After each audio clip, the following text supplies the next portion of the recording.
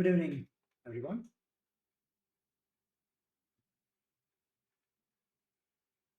Welcome to the data science program. And so far, we were discussing about the mathematics that is required or the fundamentals for the data science and started with the statistics. Okay, so let's quickly go through what we had discussed earlier in the previous class because it has something connected to what we are going to discuss in today's session. So I want you to recall the various topics we covered in the previous class. Okay, so first we started with the confidence interval. Okay, so the confidence interval is intuitively defined as, right? Already you are knowing that something is going to happen. So something like the example given here, right? Whenever Deepika Kumari hits, right, a point and you don't know where is it, and you are going to sit on the backside of a target, right? If you are confident, so if you're confident enough, you will make a statement. So wherever that arrow hits, you will draw a 10 centimeter circle and say that I'm 95% confident. Right? The bull's eye is within this circle, 10 centimeter radius.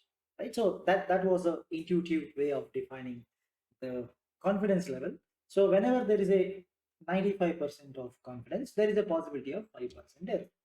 Right? So this concept itself was later expanded using the mathematics.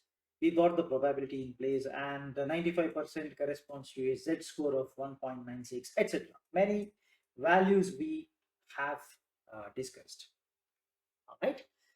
Then, since we don't know the sigma value of the capital P cap, right? So we went to uh, defining a standard error, right? Which uses a similar equation for the standard deviation, and we update, right? So the equation was updated, right? The new formula 0.95 is equal to probability of, right, whatever is inside the bracket, right? So using that, we solved an example, right, which helped us, right, in identifying what is the range of P. Though the P, the exact fraction, you are not able to find out, we could give a range, right, 0.519 to 0.58, sorry, 0.519 to 0.581.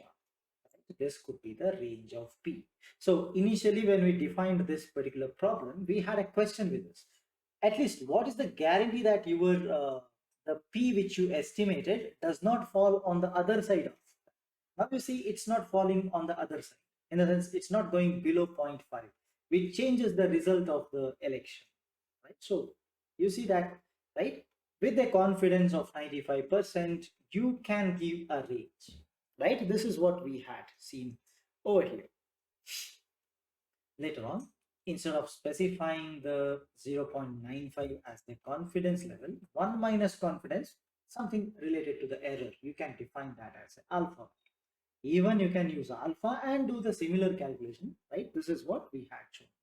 So instead of saying I'm confident of up to 0.9, you can see that the alpha value is 0.1, which is 1 minus 0.9. So the values still remain same from the Z table. Whatever you extract, those values still remain same. Whether you say confidence level 0.9 or alpha level 0.1. Okay, so this was our idea behind bringing the confidence level or the alpha, right? So later on we checked that how can you further improve this result, and what we could understand is that yes, I need to increase the number of samples, right?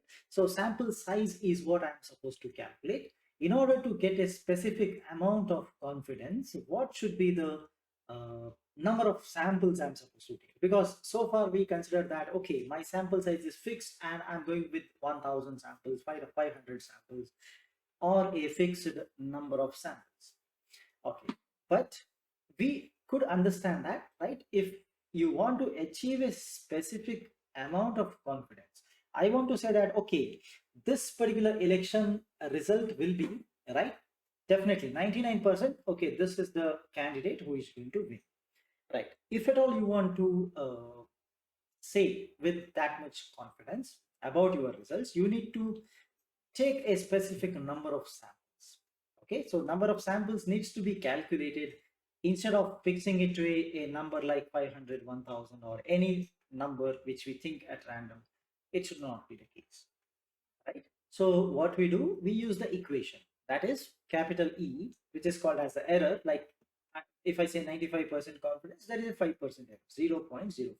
So that denotes the capital E, equal to Z alpha by 2, right? That corresponds to the Z value corresponding to your confidence level, into root of P cap minus 1 by minus P cap by N, right? So you can see that, right? So that's the equation, and we considered worst case scenario, taking P cap as 0.5, 50% chance of winning and losing the election.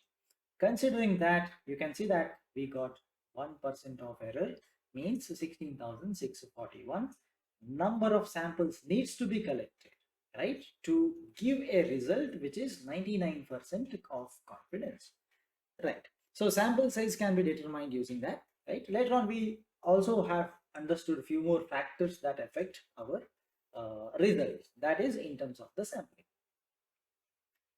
right? So then we went to the second half, which is the second property of our population, that is estimating the mean of a particular population, right? So initially you were looking at the fraction, what fraction of vote somebody is going to get, wherein you are trying to estimate the whole property of a population by just looking at a sample, right? If finite amount of samples, I'm trying to calculate the fraction from this sample, and I'm trying to give a comment on what is going to happen considering the whole population, right? This was the idea, but now we'll move on to the second property, which is called as the mean of the population.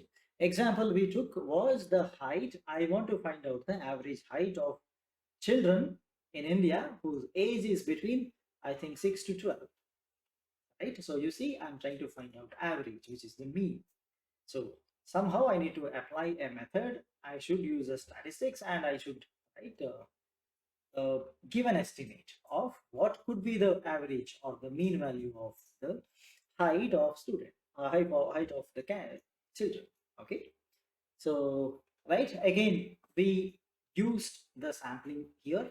So we defined the D equal to the number of samples, calculated the sampling mean X bar.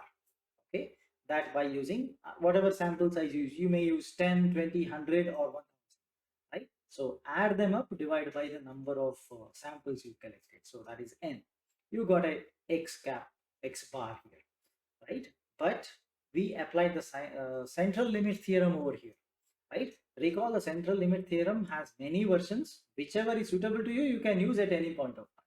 So we used one definition which says that if at all your whole population is going to have a mean mu and certain value of sigma as a standard deviation, then, right, whatever you have out of that whole population, you took a sample, right? Small size sample, maybe 100, 200, 500, 1000, right? Children. That is going to be a normal distribution with the same mu, right? So look at this. So when I said that, okay, the population mean is equal to mu, right? The X bar is also going to have the same mu, and the standard deviation originally is sigma for the whole population, but for a small size, this is going to be sigma by root n, right? Whichever n you use n as 100, means, right, standard deviation will be sigma by root 100, that is sigma by 10 times less. So that's how we applied that. Now we try to convert, right, our the X bar, which is the distribution of the mean, to a Z, right? It's called as a Z transform. or you can call it as a scaling operation, standard scalar operation, anything. We have many names for it, right? So we converted that. Right. So in this case also, we didn't know many of the parameters such as the standard deviation, right, etc. We didn't know that. So once again, we converted this, right? Since you don't know what is the value of the duration, so sorry, STD, right? Denominator is not known in this equation. So denominator is sigma by root n. We try to update that by s by root n. So you see this equation, it's no more z, it is t. Okay, we call it as a student T distribution, a slightly different copy of what we were discussing so far, right? That arises because of the fact that I didn't know the sigma of the total population. It's not possible because we have never accessed that population as it is. I want to estimate that. I don't know that. If you know that, there is no question of estimating. Correct?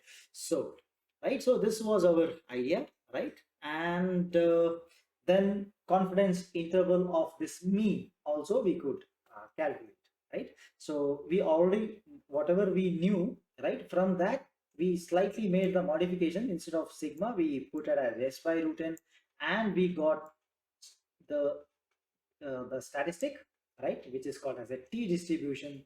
And like this we got this particular graph shows you the various shapes this T distribution is going to take whenever I change the n value, okay, the number of samples.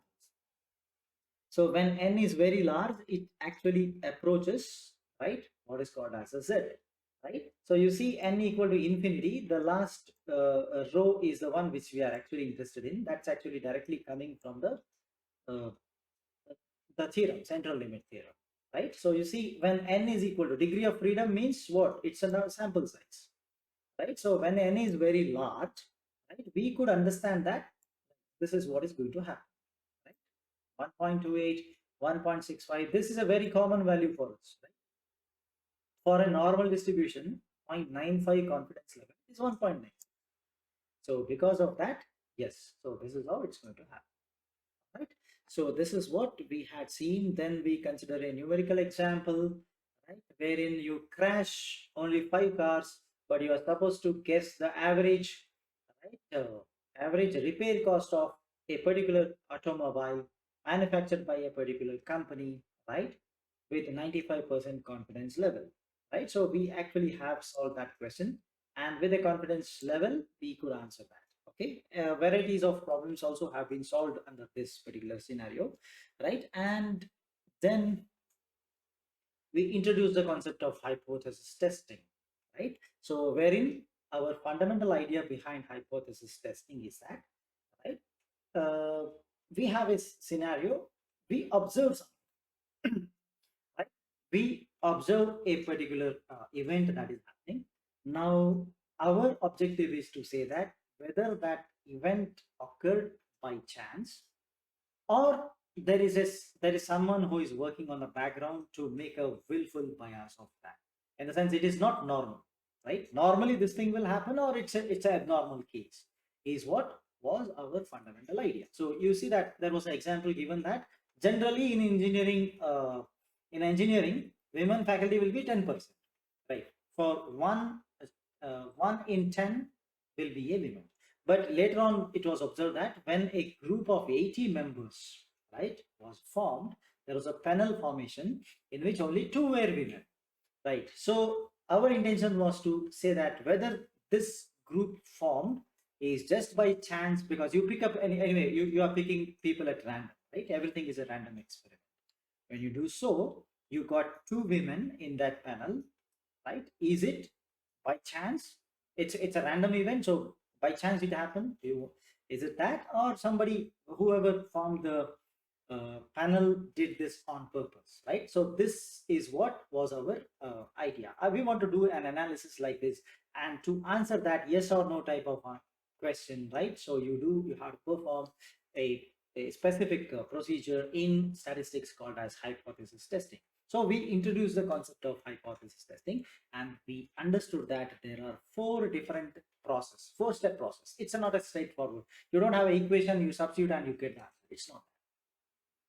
Okay, so you have a 4-step process to start with, right? So what are the 4 steps you can see here? Initially, I need to make a statement, right, which I'm going to call as a null hypothesis. In addition to that, if that null hypothesis is nullified, you reject that. What is your alternative hypothesis? So you will make a set of statements called formulation of the hypothesis. That's the step number 1.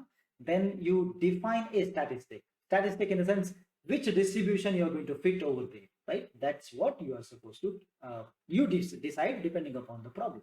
Okay, so the third step is calculating a probability value denoted as p value. Okay, then compare the significance, right? It depends on significance is actually a level, how much error you are going to allow, right? So 1%, 5%, 10%, etc., right? So normally we will not go closer to 1, right? Or we will never come very away from 1 as well. So normally the one of the very standard value kept even in the industry or when we solve the practical problem, it is 0.95, in the sense 0.05. Okay, 0.95 confidence, the other part, it's an error part. Okay, so compare, you're going to compare your probability value with that significance level, and you will decide from that. Okay, so these were the 4 steps we discussed. Then we try to apply this to, right, to the given example. Example said that base rate of women faculty in engineering is 10%. Out of 80, we found only 2 women in a group, right? Is it natural or is it a biasful question? Okay, so that was a question. We try to answer that particular question after applying these 4-step process. So discuss the step-by-step procedure over here. Okay, so step 1, formulate. We formulated hypothesis. We said that H naught is a notation format, standard notation given. Refer various textbooks. Most of them will follow the same. Okay, H naught. It says that whatever you observe, that means 2 out of 80, what you observed is a pure chance. Okay, there is nobody actually worked on that. Nobody did this on purpose. Okay, it's simply right by chance. Then the H alpha or HA, right, is an alternative hypothesis. Say that, right, there is a real effect happening out. Okay, somebody did this on purpose, not purely a chance.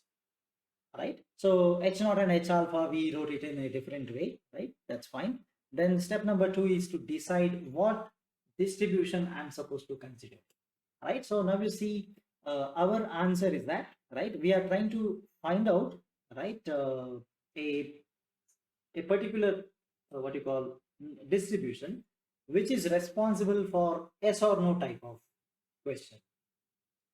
So the one which immediately flashes in our mind is a binomial distribution. So we applied binomial distribution, and you assume, right? Why you assume binomial? Because it's yes or no type. Then what is the probability? Because binomial has a requirement. You should say that what is the n value, right? What is the number of times you do the experiment? Choosing randomly people, right, to form a group of 80 is a random. So 80 becomes n. And what is the chance of obtaining a women candidate, right? So out of, in general, it is 10%, they already mentioned. So we'll write it as, right, 0.1. Okay, so evaluate. So this is what I'm supposed to evaluate, because the p-value evaluation has one condition, right? This is very important. You need to remember this, right? If the null hypothesis is true, right, because null hypothesis said that it is just a chance. So just a chance means it should be, probability should be 0 or 1 or 2. Because it said that, okay, it's just by chance. Just by chance means my original condition should satisfy. Out of 10 people I choose, one, normally you observe one of them as a women. Okay, as a woman, sorry. One woman out of 10. That's why p is equal to 0.1. So the total p value should be calculated in such a way that, so you see the step number 3 says a p value which is capital P. It is a probability. So it should be the extreme case, right? Extreme in the sense I can observe 0, 1 or 2, out of which extreme is 2. Maximum 2 you should be able to observe. So find out what is the probability of getting that extreme value using a suitable distribution. That is step number 3. Step number 2, already chosen a distribution, apply the equations corresponding to them and calculate this. Okay, so we have actually solved this and we have verified this value, and the value comes to be 0.00852. Right, I told that normally whatever the for a hypothesis testing, we apply a what is called as the significance, right? So significance value will be 0.1, 0.01, 0.05. They are the standard value. Okay, so if it's a standard value, you should be able to understand that if the p-value probability calculated is lesser than that alpha value, right? That's the significance, level of significance. You will rule out the null hypothesis. Okay, so you say that it is null hypothesis is not true, right? So I have to reject the null hypothesis. So that means just, right, you just can understand that. So in this particular case, right, so just check. In this case, alpha is 0.05 to 0.01, but we got 0.0085. So even if you take 99% or 0.01 as your alpha value, right, what happens? This is still lesser than that, right? So that means, right, I'm going to reject the null hypothesis. Null hypothesis said that it is just coincidence, right? Now you say it is not coincidence, right? So alpha value 0.01, you should think that 99% confidence is there in your answer. Okay, fine. So that means, right, it's not a by chance, right? Something is fishy. Right. Later on, we understood that there are various types of hypothesis testing. So that what we discussed was a simple example. So where and all we can apply this, right, hypothesis test. The first one is large sample significance, right? So you try, when you have a sample which is of a very large size, you will be able to use the hypothesis test for estimating the fraction of that very large size. Okay, we are going to discuss the examples as well, all right, at a later stage. So large sample mean test in the sense you are trying to estimate mean, right? Again, once you estimate something, you will be able to use it for some purpose. So that's why we have written determining if it meets the certain requirement of. So the third one is again small sample, number of samples is less, still I am able to calculate a mean. Okay, so large sample mean test, small sample mean test. Mean can be calculated for two different types of scenarios, as well as I can calculate the fraction whenever it is a large data set, large sample size. Okay, I hope that is clear, right? Let's quickly do the maths once again, just to give this thing. So if you have pen, pad, or whatever you have to do the calculation, just go with me. I'm not going to solve this because already we have done.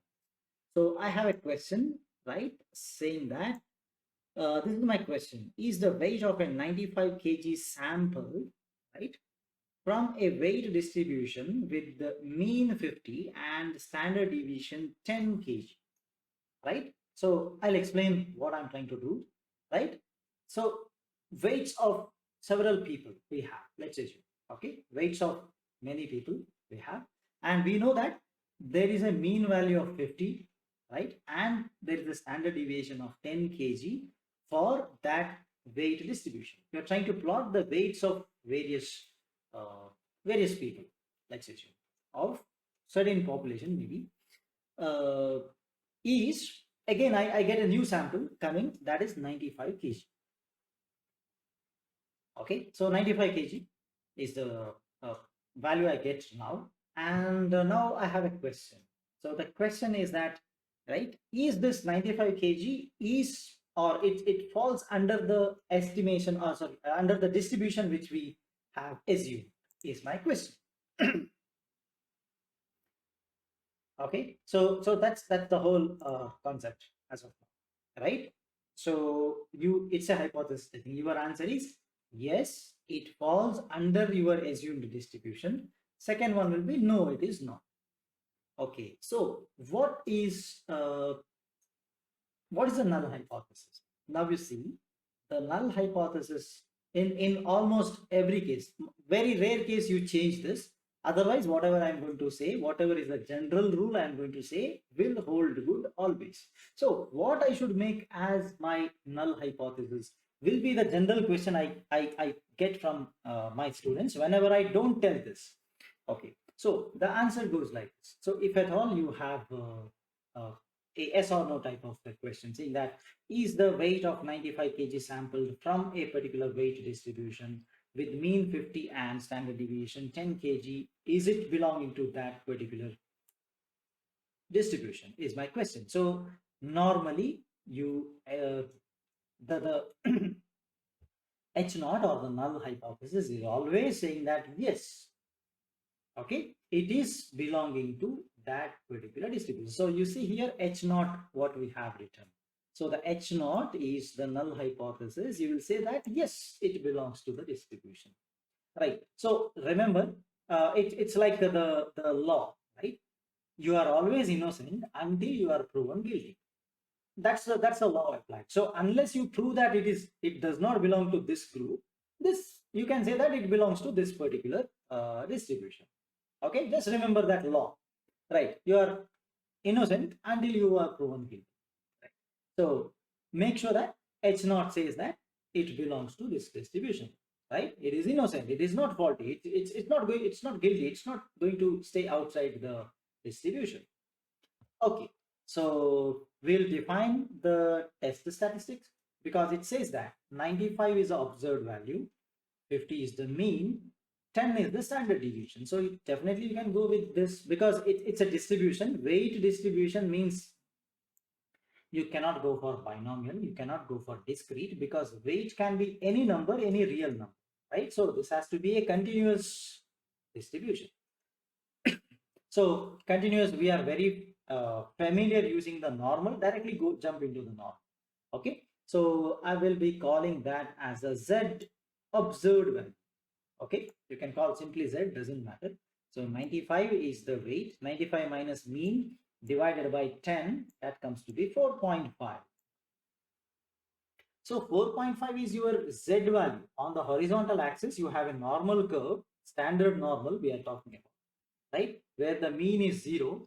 And I know that if anything falls more than 3 on the right or more than -3, it is actually out of this thing. It's simply like it is what? It is an outlier, correct? So from the basics, we already know that. But anyway, let's keep that separately. Let's keep that apart, right? I'm not going to look at that, right? Whether it is more than 3, less than 3. I know something. Yeah, so we have a question, what equation is used? It's a conversion of x into z, right? So z equal to x minus mean, x minus mu divided by sigma. Okay, so sampling distribution, I know that it is a normal distribution. So mean is 0, standard deviation 1. So, right, what is the p-value calculation, right? I have to check that what is the chance that, what is the probability that z is more than Z observed value. How do you do that? You have to use a table, right? You see Z is equal to 4.5, right? Anyway, if you use the table which we have, we don't know the value, we don't know how to go beyond 0.99 because after 3, only till 3 you have, correct? So there was a question saying that why we have values until 3, and I answered that question because, right, beyond 3 it is not considered at all because it's an outlier. Now this is also the same answer, but here I have written, right, the value that what is the chance that the value of Z greater than this observed value, 4.5 or beyond 4.5, what is the chance? I am supposed to calculate the phi of 4.5. Normal, whatever table we have, we cannot calculate, right? You have to do the integration for that, or you can use any online tools available to do that. Okay, so when you apply it over here, there, right, on my graph I have 4.5. What is the chance that it is beyond 4.5, the area from 4.5 to infinity? If you try to calculate that, that comes to be this value. The chance is very, very, very less, 0.00001. Probability of having this 95 is very less. So you see that it is a rare event. The probability which you calculated is very less. So what do? You can simply directly give this answer, right? So we statistically reject that it belongs to the distribution, right? So this is this is another example. I didn't want to go with the same example we did earlier, so I showed you a different way to do that. Okay, so this is nothing new. This is not a new thing to learn. What I did now is a example of my previously discussed case. That's why it's a recall. Okay, so we have rejected, right, that particular H1. So now, how do you perform the large sample significance, right? How do you define that? Because I have a large, so now we are moving on to this, right? The types of hypothesis testing. So the first one you see, large sample significance, right? So I'm moving into that, right? So now we will be moving slightly faster because mathematics is well known to us. We have done, just now we did a problem. Before that, we did many problems similar to this. Okay, so just look at this.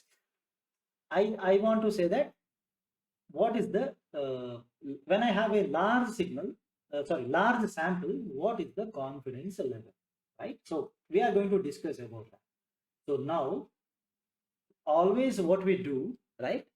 The test hypothesis is that I want to check that whether P is equal to P naught, right? I am coming to example, just hold on, right? The notations is what I am trying to discuss now. I'm coming to an example immediately after this, right? So I have a large sample, okay, and I want to check maybe it's mean, right? I want to check that, right? What happens? So what you do, always you start with, I want to check something, whether the mean of this equal to something, right? So test hypothesis is P equal to P naught. Example, it will be very clear. Just hold on for. So as you know, H naught is the hypothesis, right? Null hypothesis. Null hypothesis is what? You always say that, yes, it is that. So what you say, you see step one. Step one says, what was my question? My question is whether P is equal to P naught. I want to check, right? Whether the mean height of this class is 5.2 feet, right? Is my question. You will say yes or no. But I have to make a null hypothesis, right? That you will say that, yes, the average height of this class is 5.5 feet. So you see P equal to P naught becomes your H naught. This is what I told earlier, right? So general rule, the thumb rule is that unless you are proven guilty, right, you are innocent. So P is equal to P naught holds good here, right? Then alternative depending upon the problem. Again, I'm trying to give a general idea here, right? So what I'm trying to do here is, what are the possibilities of H alpha, right? Normally you can write no, right? Because your result may say that no, the average height of this class is 5.8 feet. You say P is greater than P naught, maybe a possible. Okay, there is another one. No, the average height of this class is just 5 feet. You say it is P less than P naught because P naught assumed was 5.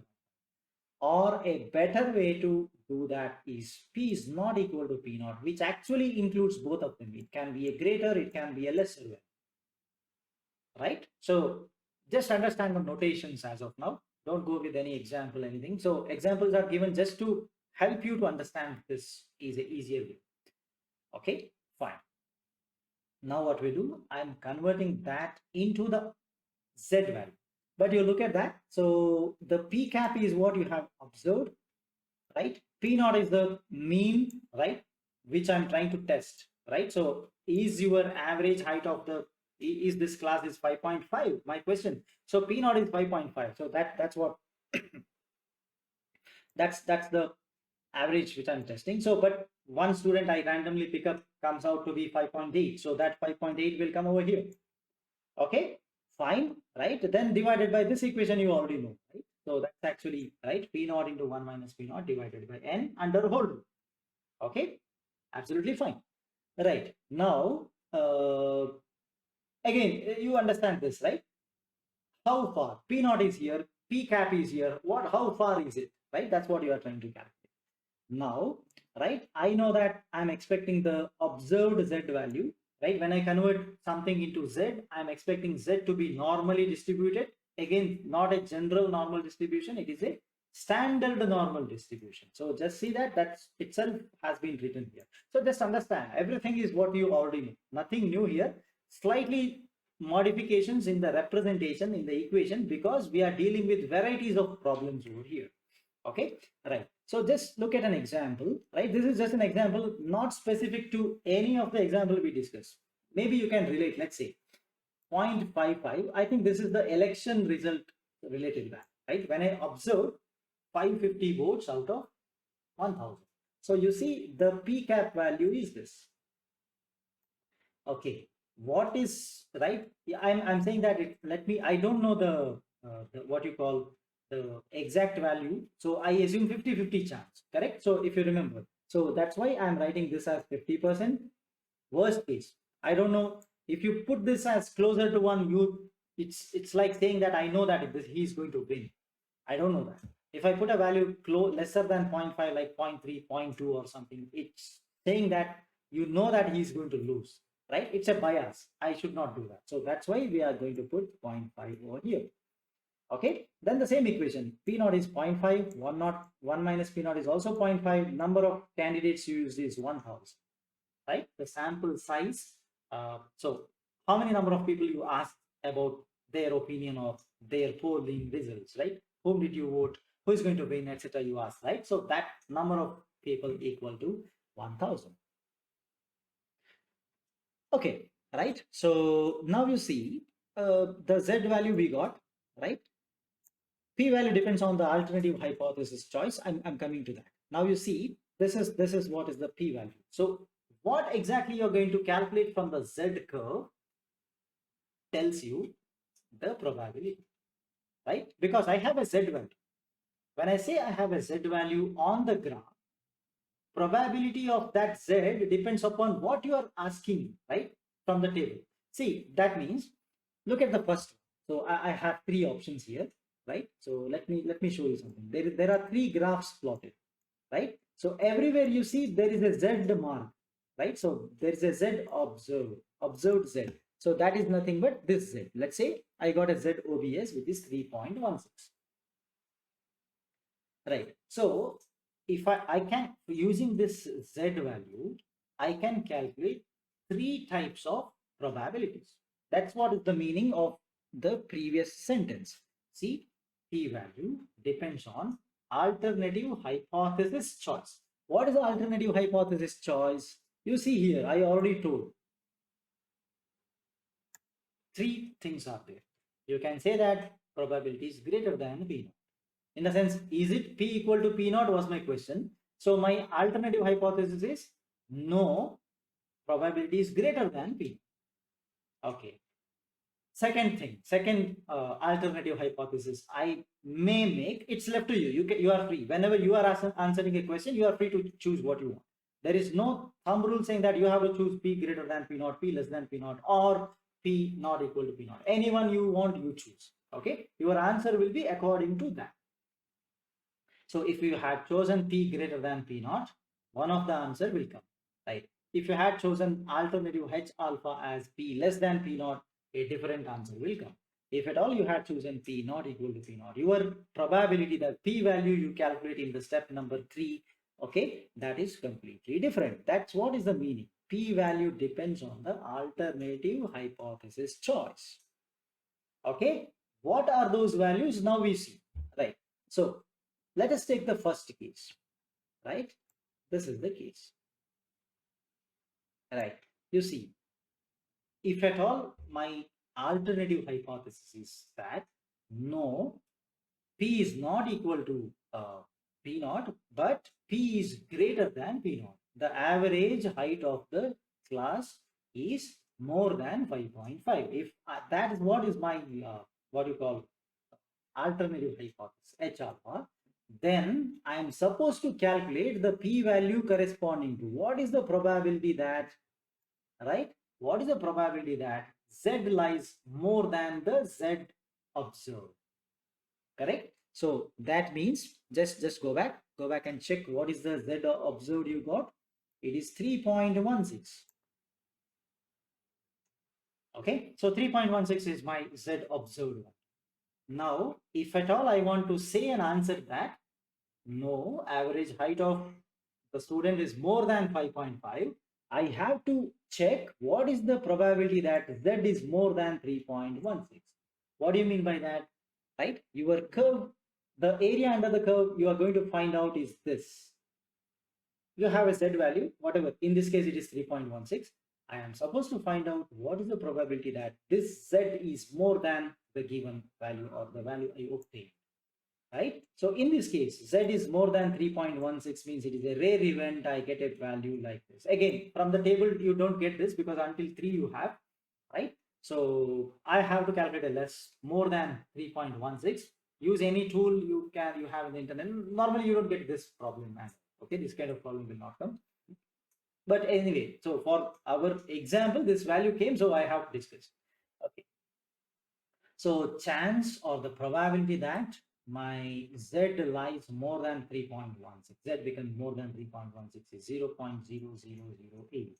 So take a 99% confidence. That means your alpha value is 0.01, right? You just have to check only one thing. I got a p value. Is this p value less than the alpha value I'm taking, right? So if at all it is true, reject the null hypothesis, saying that, okay, the average height of the class is 5.5, simply reject. Okay. So it's not equal to that, it is more than that because I defined more than that one. All right. So like that you choose, right? So now let's go to the another way of looking at this particular concept. So wherein our intention is to look at what is called as the large sample population mean. Okay, I have a large sample, right? I want to look at the populations mean where the sample size is very large. Okay, so look at a problem statement. I'll try to solve this with the help of example itself because that's pretty easier to understand the concept. All right, so let's look at that. Say the problem has a statement. This is the statement. So estimate the average weight denoted by mu of potato bags. Okay, so where you are going to do that in a bagging facility and establish, right, if it is what it should be, right? If it is what it should be, let's see that at a later stage. Okay, what do you mean by what it is should be? So there is a bagging facility. Somebody is going to put the product into the bag. The bag says 10 kg, right? Which means, right, the weight of that potato bag should be 10. Obviously, impossible to maintain the 10 kg for each and every bag. Small variation is always accepted. Okay, but right, sometimes what happens, right? Whoever is going to put in the bag, he will put only 9 kg, right? So when the 9 kg bags are repeated, say 100 times, you see the average comes below the expected value. Expected value is how much? 10. So you see a few grams variation is accepted because depending upon the potato size, right? You will see that you may get 9.99 in some of the bags because if you put another big potato, it will be over crossing your weight by a huge number. So what they do, they'll remove. In some cases, 10.1 kg, absolutely fine. Okay, so like that, you have small variations that is accepted. So when you take a average of the large number of bags manufactured over there, the weight should be 10. So you see the meaning of whether establish if it is what it should be, right? So there is a particular weight, right? The average is same or not is what you are supposed to find out. That average is denoted by mu. Okay, so this is the question. So, right, it's a large sample. You have a huge this thing manufactured from potato bags are coming out in large number. So it is impossible to weigh each and every bag that is manufactured or that is coming out of a facility. So this is obvious. That's why you have the number of samples are too large to measure, means that falls under this category, large sample. Okay, that's why it's a large sample. But I'm supposed to make an estimation, right? Yes, the manufactured potato bags are all right. You have to make a statement, yes or no, right? It's a similar hypothesis testing, right? So it is impossible to weigh each and every bag. What do? Right? You can see that the next statement says that, okay, let us pick 100 bags at random, and you will try to weigh all of them. Each 100 bags you have to, because the manufacturer may send, say, 10,000 or 50,000 bags in a day, let's say, right? In such case, this 100 is nothing, right? You are able to sample, say, 100 bags and measure the weight. So, right now, what you do, individually measure them, take a sum, or all of them you put it into the weighing machine, divide that weight by 100. Both are fine for us. So that's what is the right. That's what these 2 points are indicating. Let us assume that the average, again, now I'm starting with an example. I'm saying that I have, say, the weight expected when I discussed, I told 10 kg. Here, this particular example takes mu equal to 1 kg. Okay, so that means, right, initially I'm making the same what you call statement, same statement in the sense H naught will be saying yes, right? So establish if it is what it should be. My answer is yes. Average weight of the potato bags equal to 1 kg. It is expected to be 1 kg. Every bag is 1 kg, but I am saying that yes, it is 1. So you see, H naught equal to 1 kg. That is my step number 1. In addition to this, right, I also have to make a definition of H alpha, right? Previously, I chose greater than, now I'm showing less than. Okay, you are free to choose anything you want, right? There are many options available, right? What you want, what percentage of error you allow, what is your confidence level, you can decide, right? So that's the beauty of statistics, right? There is no condition saying that, okay, this is the equation, this only equation is given. What are the values to be substituted? You are free to choose. Okay. So I will assume that the H alpha or alternative hypothesis saying that no, somebody is deliberately going to put lesser weight of potato in the bag, that is mu less than 1 kg. That is a problem, right? Maybe something this is what generally happens.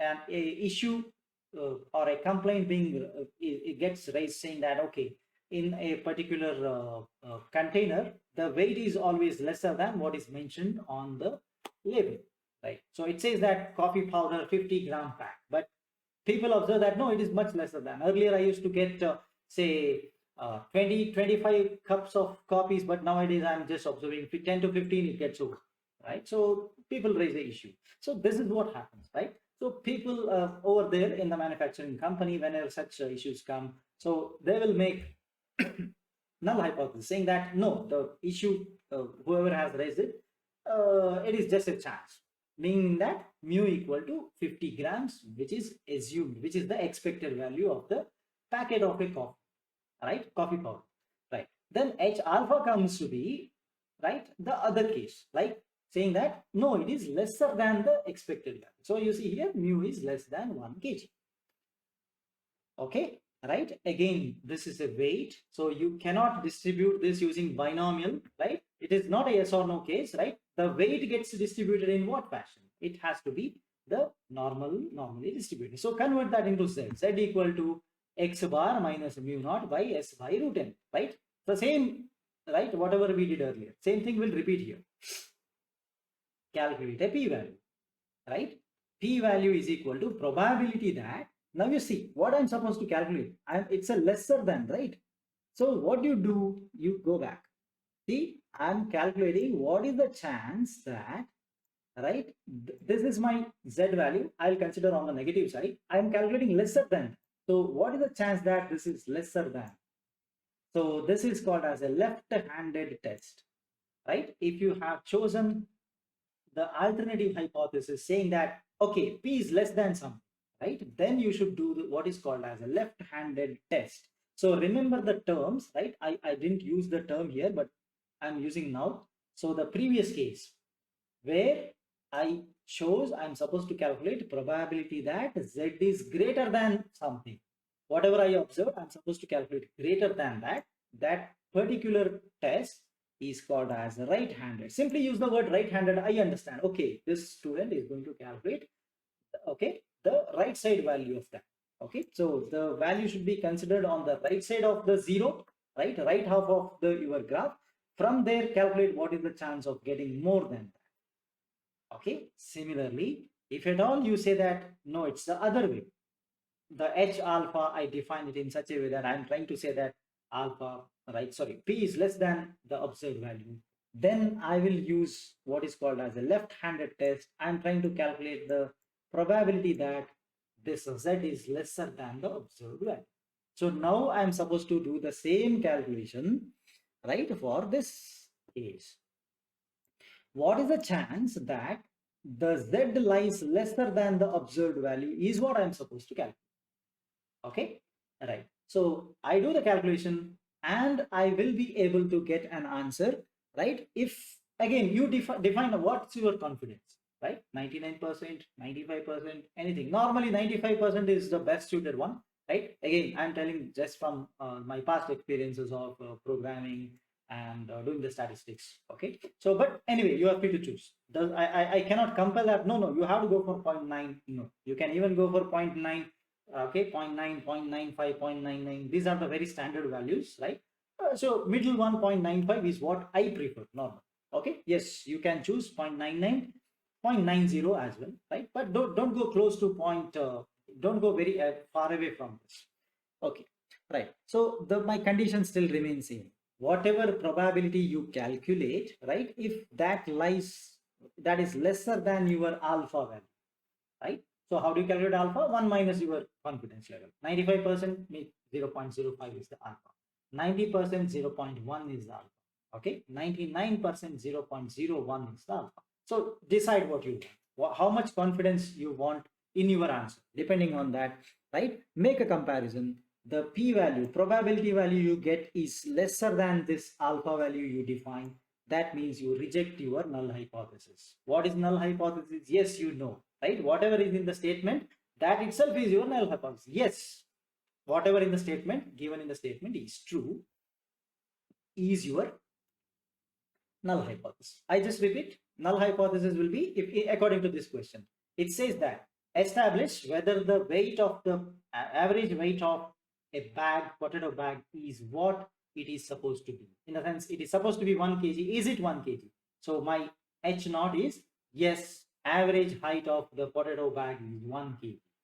Right. So second one, I'll make statement that because maybe a complaint has been raised saying that I always get the weight of potato less than 1 kg, like 0.9, so 950 grams, 940 grams, 900 grams, around that I'm giving. So you see that you have to make your alternative hypothesis according to that, right? So you will see that. Yes. Okay. So that's how it is to be done. All right. Do we have any questions? We are open for questions. Yes, Pradeep. Hmm.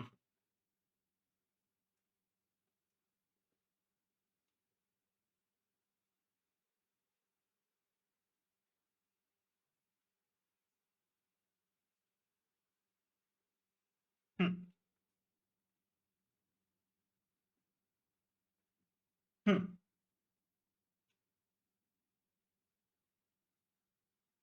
Yes, absolutely, absolutely. Yes. We have one more thing coming up at maybe 3-4 slides later, which will give another justification to what you said. Okay, I'm coming to that, but what you told is absolutely right. Okay, yes. Any other question?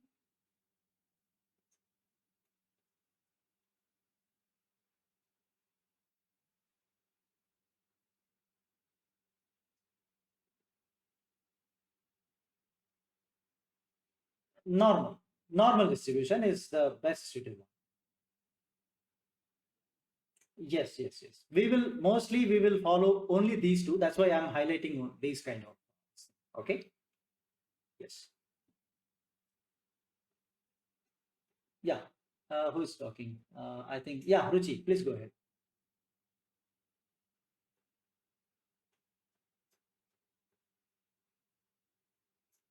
Okay, it can be one, but nobody will complain that if you get more than what you expect, right? I am expecting the weight of the bag to be 1 kg.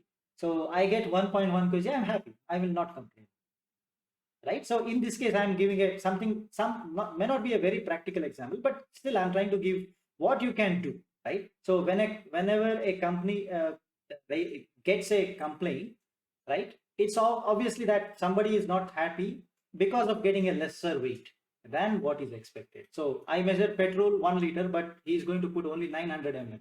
I'll give a complaint. But if I get 1.1 liter for 1 liter, I'm happy, right? I will not raise an issue. So you have to see what exactly creates a problem here. That will be your alternative hypothesis. Okay. Yes, sure. Anybody? Any other question? So mathematics, we are very familiar. We have solved a lot of problems. How to do this p-value, comparison, etc. can be done. Now we'll look at various options what we have, various types of, I'll try to introduce many more types of problems now. Not solving problems because anyway, I think we are comfortable. But if required at the end, we will try to, if I get a time, right? If I get extra time, I'll definitely go with the varieties of problems as well. But problems will remain pretty much similar. Calculating a z value, right? Using a table to get a value, compare it, etc. So since it is same thing, I'll try to go a little bit faster to cover up with the pace. All right. I hope no other question. Okay, so I'll move on. So the next one, it is the small sample population. So you see here, whenever you okay, I'll come to this slightly later. I'll go back to the previous slide. So far I said one thing, right? Always you say that you will make a h naught as the null hypothesis, saying that yes, this is the case. Okay. Is it possible to make the reverse of that, right? Can I make h naught that? No, it is not that. Whatever is given there, it is not that. Can I make a h naught like that? Yes, there is a question. Many of you will ask that question, right? So the answer is yes. Okay, I'm trying to give that as an example now, because as I told, my intention now is not to make the mathematics out of it, simply to discuss the varieties. So that answer is yes, when you have a small sample population, right? What do you mean by small sample population? Look at the example, right? Estimate the average cost of the car repairs after crushing so many number of cars, right?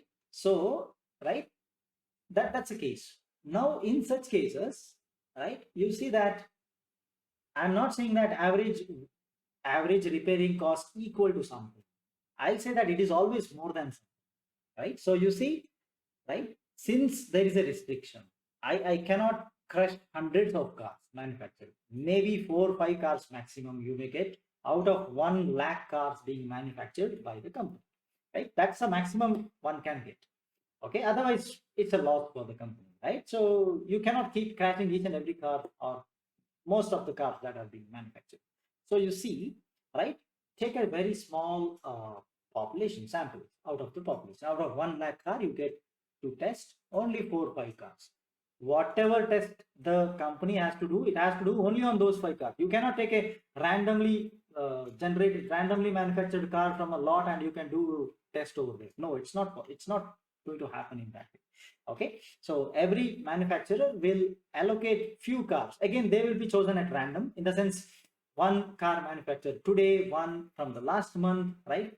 1 from maybe a night shift, 1 from randomly you will choose. Okay, there is a procedure to randomize things over there, but it is just chosen at random, but the number is fixed to only 5 cars you can test. Whatever you want to test its dynamics, right? You want to test the top speed, you want to crash it, do whatever, but limited to 5 cars, let's say. So you see, right? Obtain the small sample population means obtain that number, whatever, 5, maybe some will allow you 10 cars, whatever. Okay, so we know that which is the distribution follows that, right? That is the student t distribution, right? Now you see I'm introducing a different distribution because it is the different case, right? Wherein I don't know the populations mean, I'm adjusting with there is an error, but still I'm okay with the standard deviation of the population itself, where I'm supposed to put the actual what you call sigma value. I'm going to put the S value, right? So remember, already today itself we have discussed that, because that's going to come here. That's why I started from a little bit uh, from the class previous to the previous class today. Okay, that was my recap session. So now you know that, yes, I'm supposed to fit a t distribution over here, right? So what is your hypothesis? Null hypothesis starts with average, right? Repair cost of a car is more than that. Now I'm saying that, not saying that it is equal to something, right? It is more than. Then the alternative will be, it is not that, it is less than. Okay, so right, you are understanding. I think you should be able to understand this is how this problem is different compared to the previous problems, right? First problem was greater than, second example was less than. Now I am calculating, right? It is not more than something, it is lesser than. Sorry, my H naught is saying that it is more than, but H alpha, the alternative, says that it is less than. Okay, fine. Then okay, so you formulate your the test statistic according to this. All right. So wherein this S equal to the standard deviation of the cost of 5 cars which you had crashed. Right. Right. Now use the student t distribution. Look at the degree of freedom, and using that, right, you will definitely get what is called as a value of a critical value of t. Okay, from the table, whatever you get, that itself is a critical, right?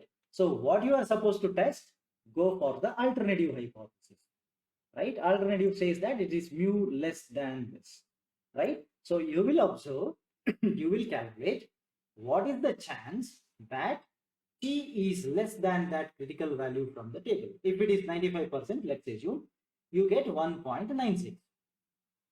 Okay, you are supposed to calculate what is the chance that t is less than 1.96, right?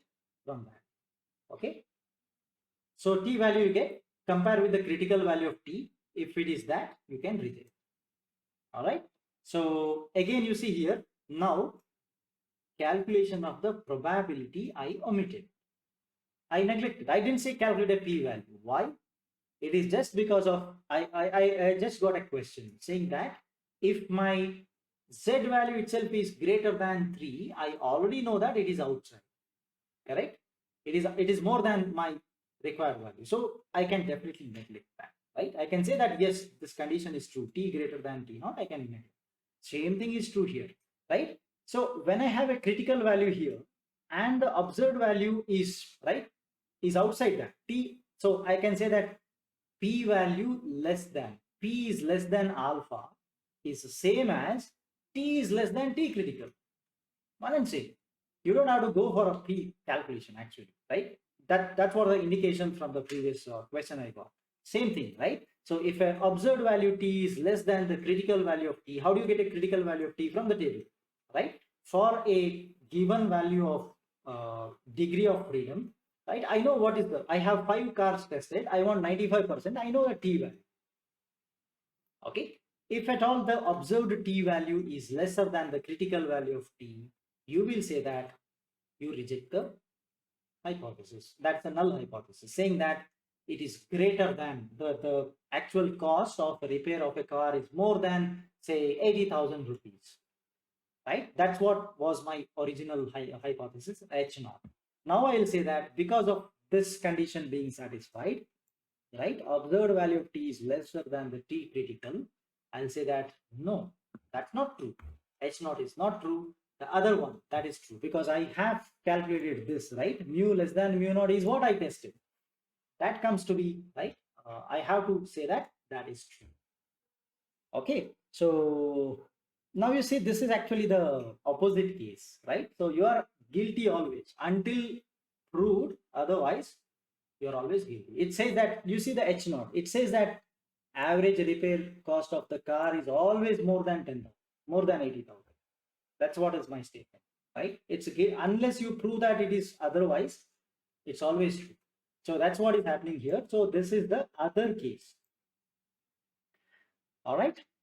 Yeah. So once again, we are open for questions. Anything, any doubt you have related to this? Yeah, feel free to ask.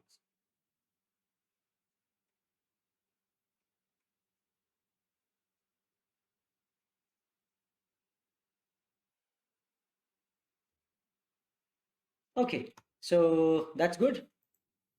Now let's see. Do we have?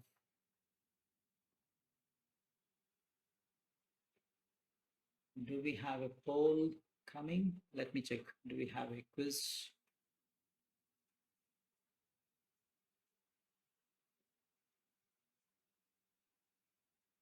Okay, we have a few more slides before we go to that.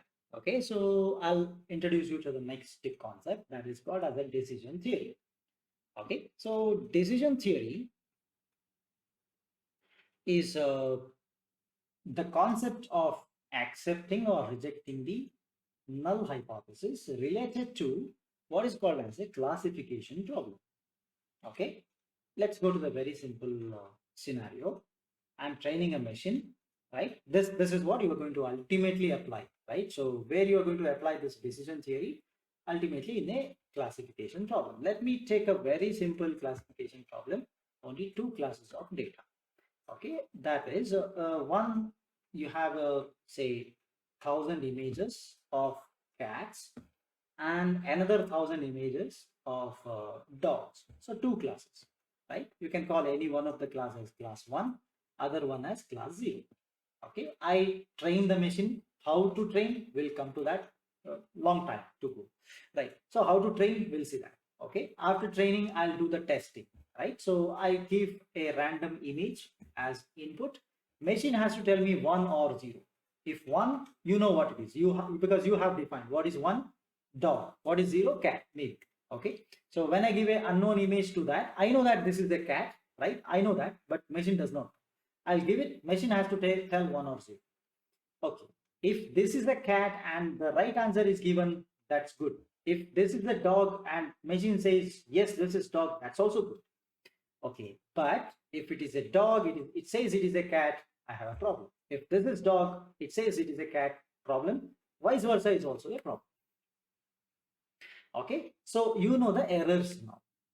Class 1 being detected as class 0 is an error. Class 0 being detected as class 1 is also an error.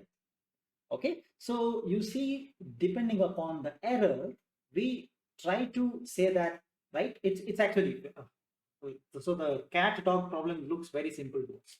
But when I use the technical terms here, now you see the difference. So two types of error: accepting the null hypothesis. What is a null hypothesis? You know, you made a statement, right? When it is false, right? It is false, but you still say that because of your hypothesis testing, you chose a wrong. This is again, I'm coming to the same point again. Normally I prefer choosing 0.95 because that is the safest, right? 0.95 as my confidence level. Corresponding to that, I always choose alpha equal to 0.05. I found that very safe, very, right, effective one as well, right? 0.99, it's very close to 1, right? So there is a chance of making error over there. 0.90 is actually very away from 1, right? So those are the 2 points which are right, not suggested, but they will work uh, for some extent. But now we come back. So accepting a null hypothesis when it is false. Actually it is false, right? But you said it is true.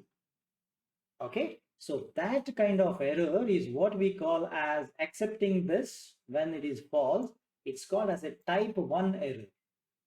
Actually it is not true, but you say that because of your statistics, because of your calculation, you said that it is true, right? You say it is true, but actually it is false. It's called as a false positive. Okay, so just remember this word. It's going to come n number of times in our future. All right, so the next one, you do the reverse.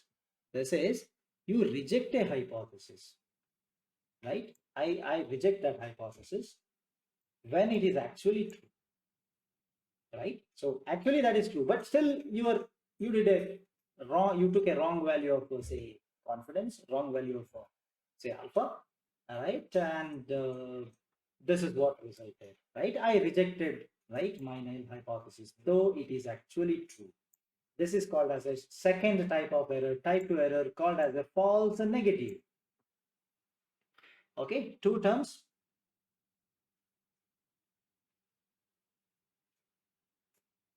Yeah, so only two possibilities, right? You can make errors in two ways, right? I know there is a hypothesis, right? I know null hypothesis statement, right? So when it is false, still you say it is true because of your calculation. That is type 1. Okay, then it is actually true, you say it is reject the null hypothesis because of my calculation. That is type 2 error. So names for them I have given in the bracket.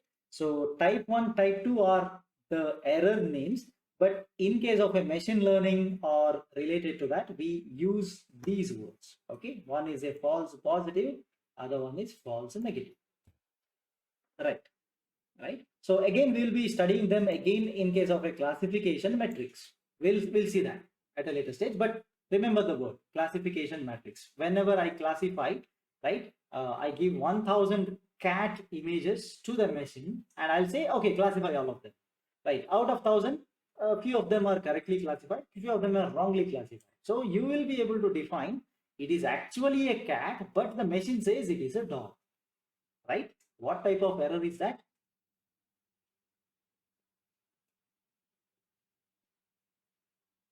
Correct? Yes. So you say that, right? It was actually a cat, but you said it is other one, right? So, right, like that. So you can go with many number of testing, right? You will be coming up with various types of matrices. One of them we are discussing about that. Oh, anyway, we are not going to the machine learning concepts or related to that. I'm still coming back. Don't go to the machine learning. Don't consider dogs, cats, etc. Come back. So we are still discussing this errors restricted only to the null hypothesis. I have a null hypothesis. I have my first statement. So actually this is correct, but I said that it is not correct, right? So when it is right, it's actually right. It is correct. I said it is not correct. It's a type 2 error. It is actually false, but I say it is true. It is the other case. That is type 1 error.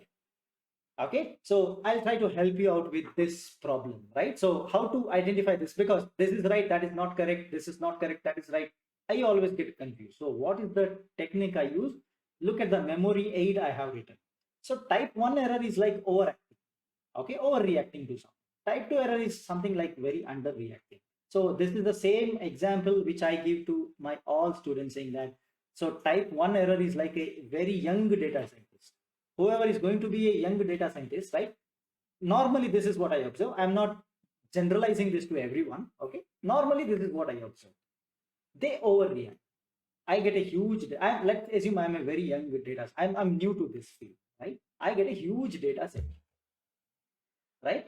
And as soon as I see some very minute changes in the data set, I'll say that no, this data set is actually right. It identifies, it falls under this category. I'll directly make a statement, right?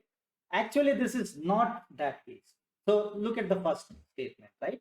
Accepting something when it is false. So data set is not what he says, right? Actually, right? It's a false, but still he says yes, it is that case. So this is what we observe whenever say someone is very young data scientist and working on a huge data set, right? They are very enthusiastic related to the various features, various program models they can build, various parameters they can choose, etc. Whenever do that, they know many things. So they will try to implement each and everything on a particular column of data, and they'll say that yes, this particular data is maybe abnormal. Whenever it is not abnormal, it's actually correct data. Okay, so that's what I call overreacting. So the example is young data scientist. Just remember, type 1 error, young data scientist overreacting. So whatever comes, he say, no, this is not right. This is abnormal. This is gone. This, you don't use this data. I still have to wait for more data coming, right? Already it is 10 TB, that huge data you have. But still he says, no, let's have few more data to come. Then we'll operate, because whatever I have now is not enough. Okay, so that's the first case. Example, just an example, okay? Then the second one is a very old data scientist. He is working on a particular data since almost 15 years now, let's see. Okay, very old. So he will always underrate. This is something like, it is actually true. Okay, actually the data is abnormal. He will still say that, no, in my experience, I have seen so many data like this. It is not at all what you call abnormal, right? It's not abnormal. No. I have seen many things like this. So let it be like this. This is what is the underreacting case, old data scientist way of dealing with the this thing. So it's like he's tired of implementing each and every algorithm on the same data set, because he's working on the same thing since 10 years or 15 years. Okay, so one of the way, right? Easy way to remember, right? What is right, what is wrong? Just remember that and do an analysis like this. Okay, so that's going to help you out in remembering them at a later stage. Okay, so there is a story, right, of I think it's a farmer story. I guess we all have heard that when we were children or when we were going to school, I guess. So there is a farmer, and uh, I think he shouts that, okay, there is a wolf, right? That's actually uh, a wolf in my farm, he shouts. So the people from his village rush to him, and they see that, okay, there is no what you call, there's no wolf. He actually lied. So after some time, right, maybe after a few days, he shouts again, wolf, wolf, wolf, wolf, wolf came, wolf came. But you see that farmers will not come that time, thinking that he's lying, right? So, but actually what happened, right? So actually there was wolf. So relate that to type 1, type 2 error. In both cases, the villagers made a mistake. Villagers actually did error.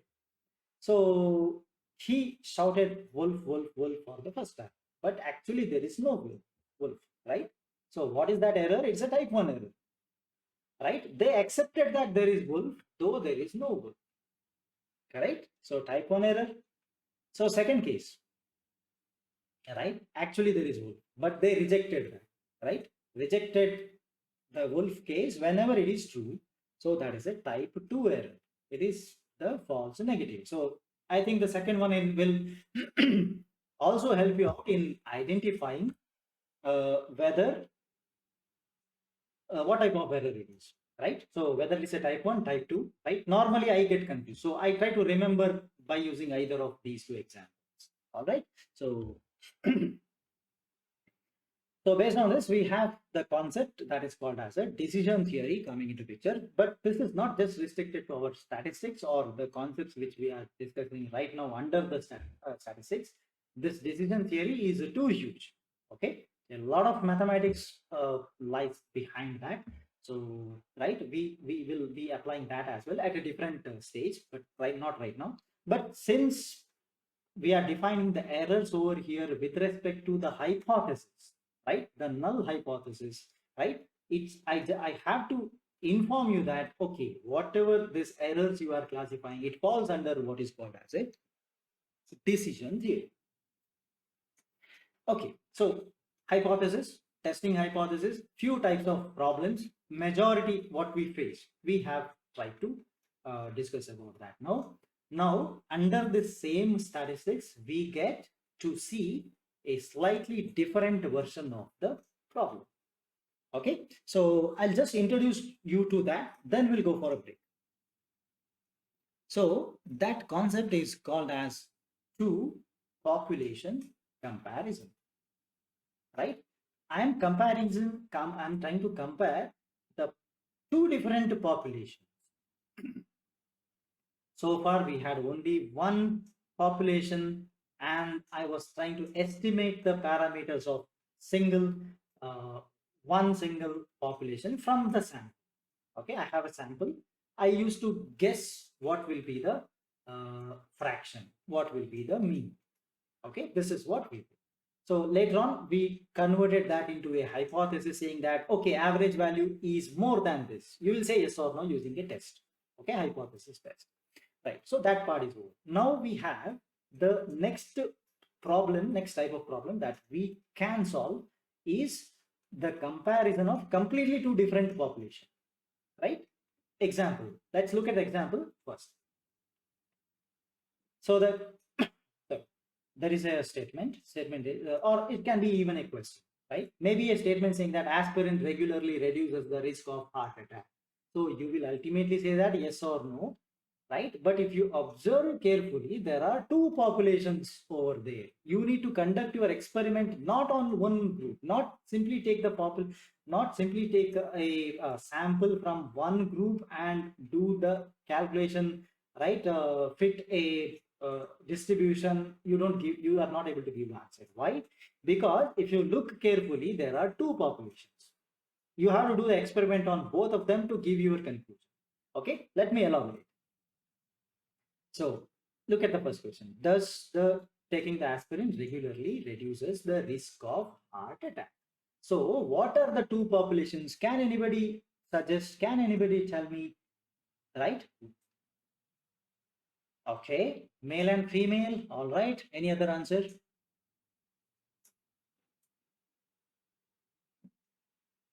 Okay, so yeah, I think this is closer answer. A person who may have a heart attack and who may not have a heart attack. So heart attack related, I'll take one population where I'm actually looking at whether a person has heart attack or he has no heart attack. Okay, okay, that's one population. Is there any other population to be looking for? Yes. You see now, right? That gives you more clarity, I guess, because, right? The question says aspirin taking will reduce the heart attack means there is another case aspirin taking, but heart attack is not reduced, right? So that's fine. At the same time, there are other medicines also, right? Not taking aspirin and having an heart attack, not taking aspirin and having an heart attack. Okay, so you see that those are the questions which you are supposed to answer here, right? Having heart attack, not having heart attack is one question. Taking aspirin, not taking aspirin is the other. So two populations are there which you need to consider now. Okay, look at the second question. Do men and women in the same occupation have different salaries? Right? Very similar one. Just do analysis. Does the particular enhanced petrol improve the mileage of a taxi cab?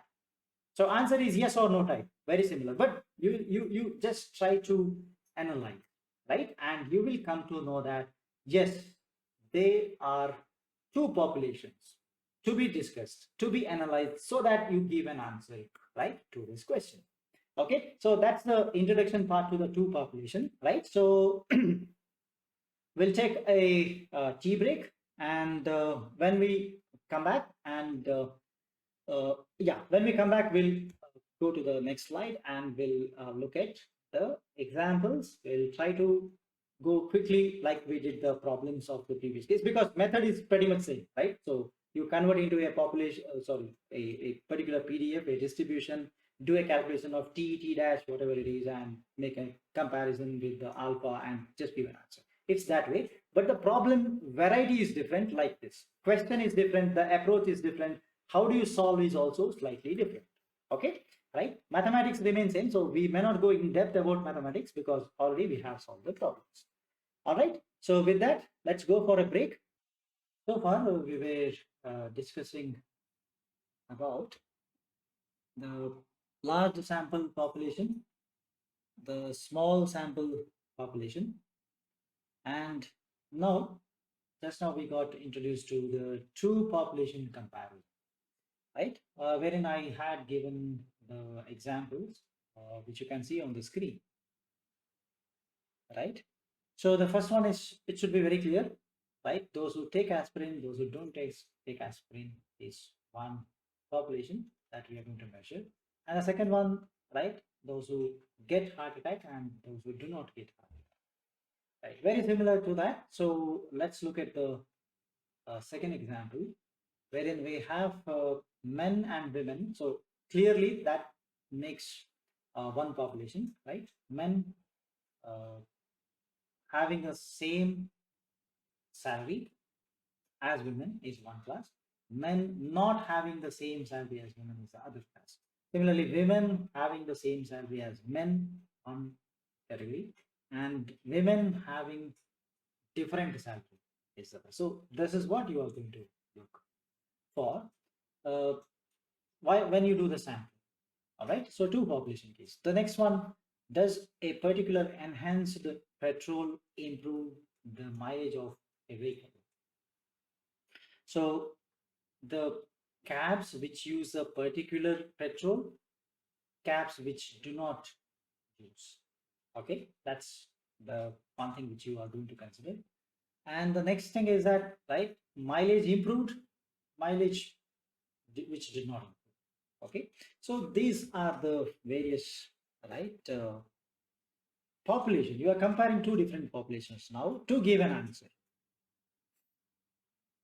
Okay, so let's go with the one of the example. Right. So we are going to make a study, right? Is that drug aspirin effective during the heart attacks?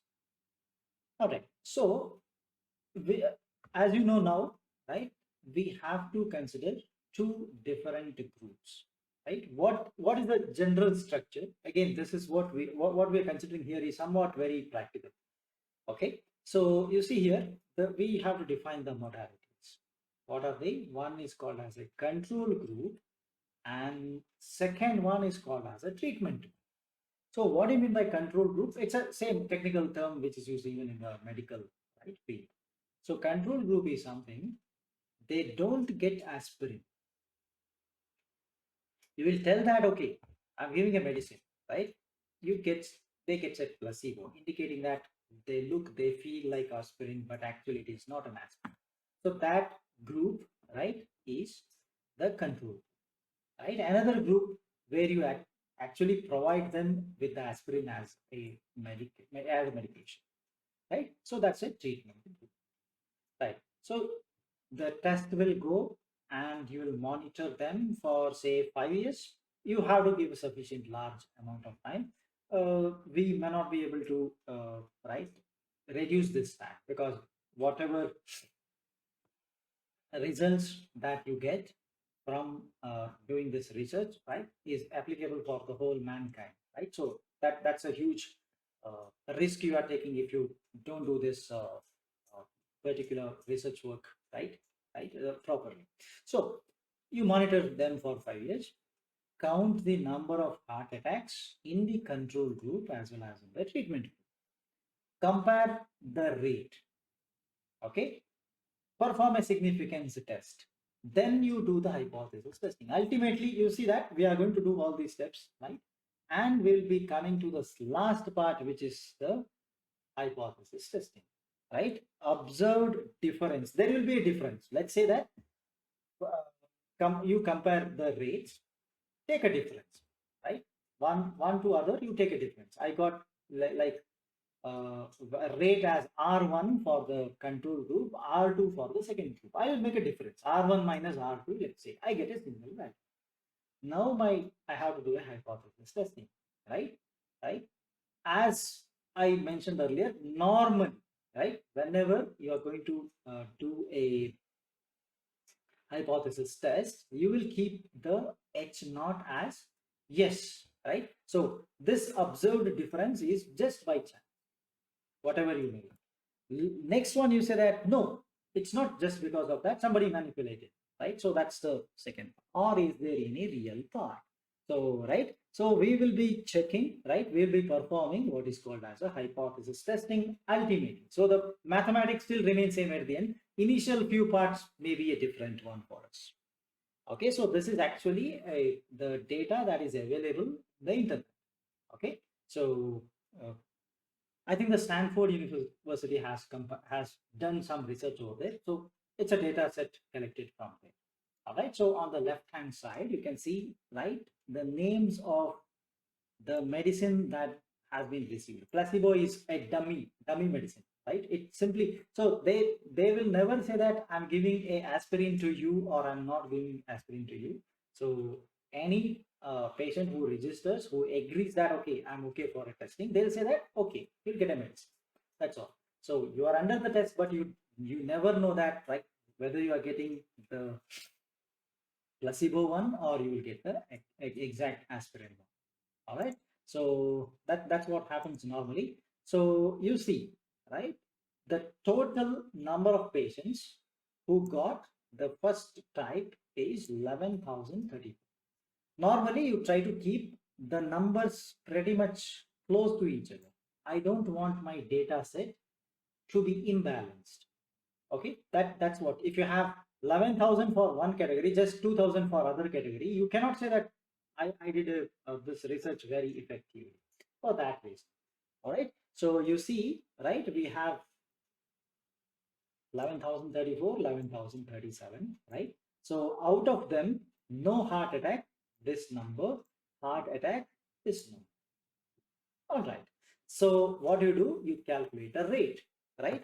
Calculate a rate, 239 by 11,034, 139 divided by 11,037, we get this number. So when I just look at this, right, it looks like, okay, those who got a placebo, their heart attack rate is 0.021, which is larger compared to the aspirin case, right? But when you release this particular medicine to, right, to the outside world, right, it's going to be purchased by the whole mankind, right? So the population is too huge.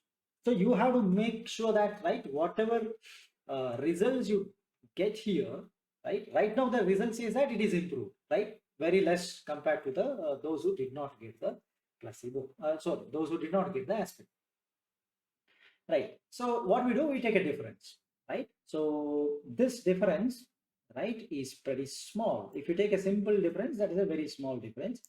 Again, you can take a ratio. So the ratio says, right, P1 is corresponding to the dummy medicine, P2 corresponds to the actual medicine, right? So that ratio is 1.72. So that means the dummy medicine group, right, the placebo group, there is a chance of 1.72 times, right, there is a chance of getting heart attack, right, compared to the aspirin group.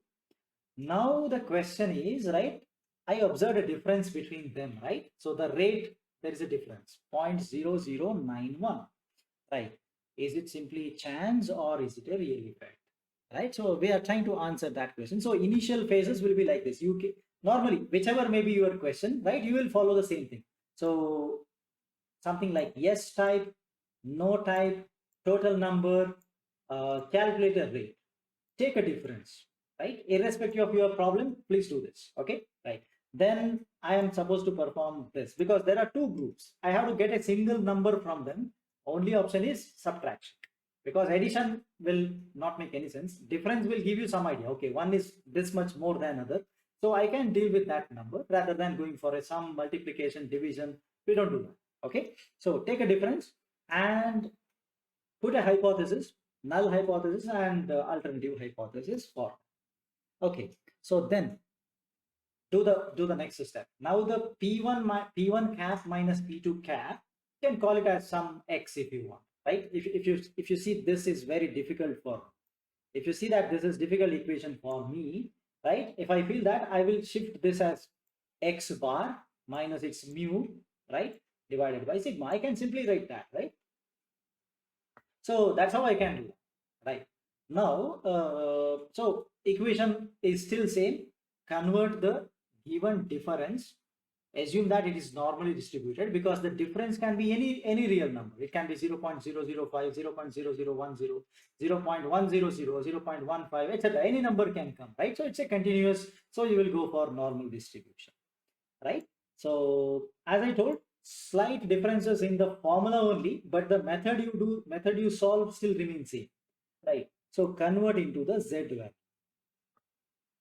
Okay, now I need what is called as the variance, right? So how to calculate variance? This is actually coming from, right, the mean variance and the standard deviation corresponding to the random variables, right? So random variables, according for your current syllabus, it is not covered because that is coming under the probability chapter, right? Probability is yet to cover, so we are not able to go to that level and prove this now. Just remember, okay, so that sigma into p1 cap minus p2 cap is simply calculated like this, which means I can write this, right? The confidence interval, right? Now you see the p1 minus p2 is something like my x earlier. Earlier I used to write z alpha by 2. If you remember, there is a value plus or minus something, correct? So that comes here. Now you see z alpha by 2, standard error of not simply p cap, it is p1 minus p2.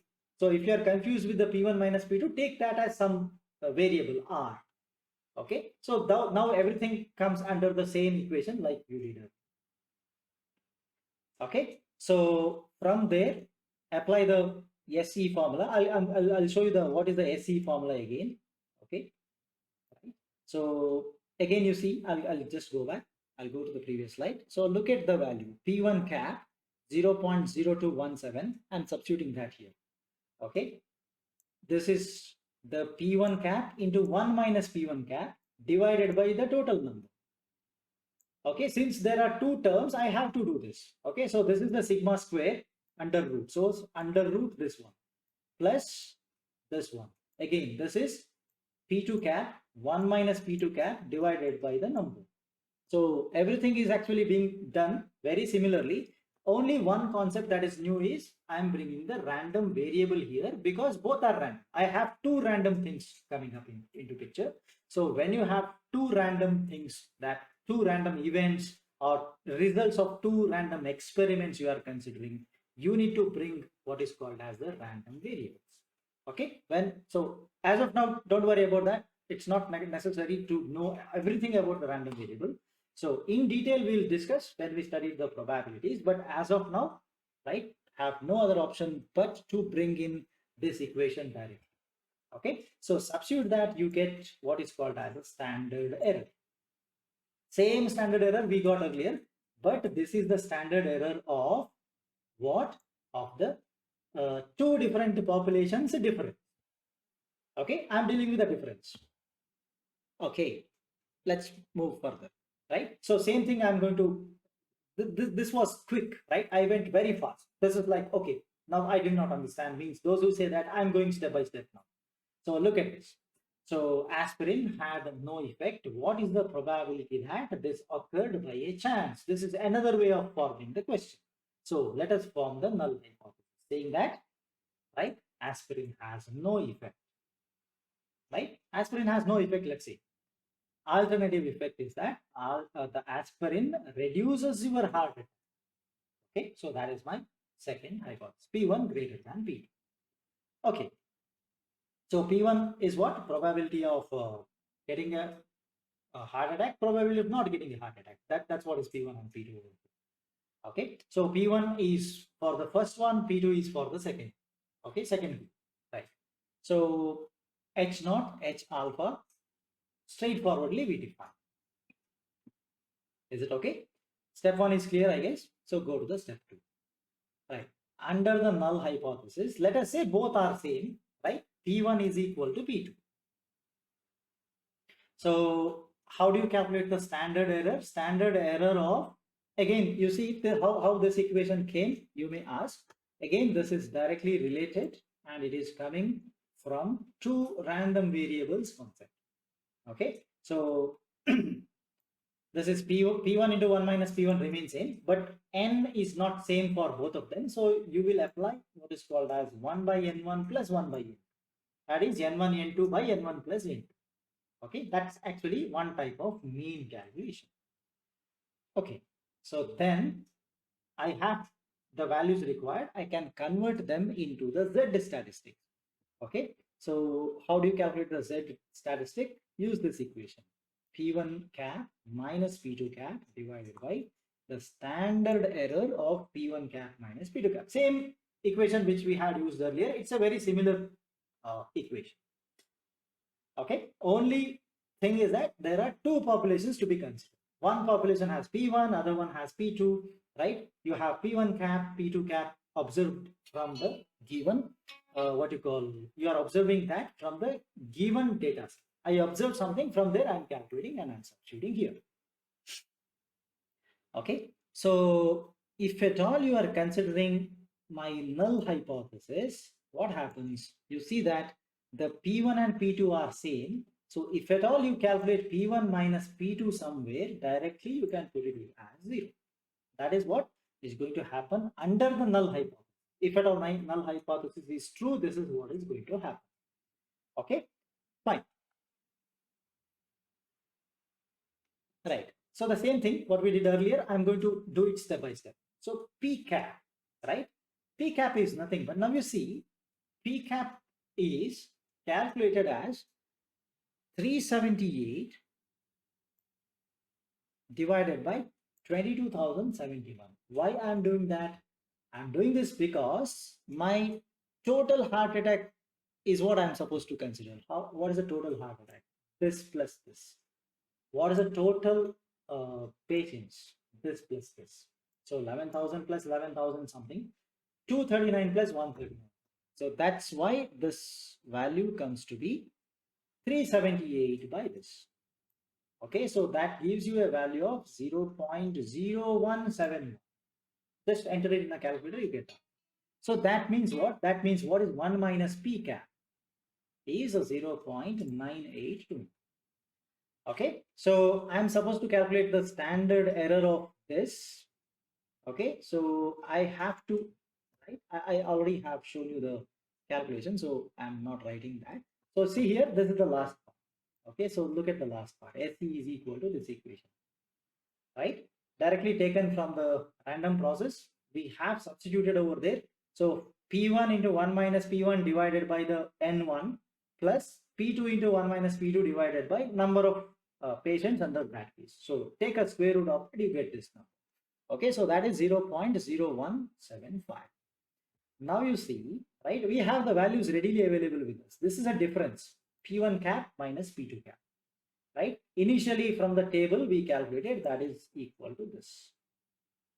Okay, then perform a standard this thing.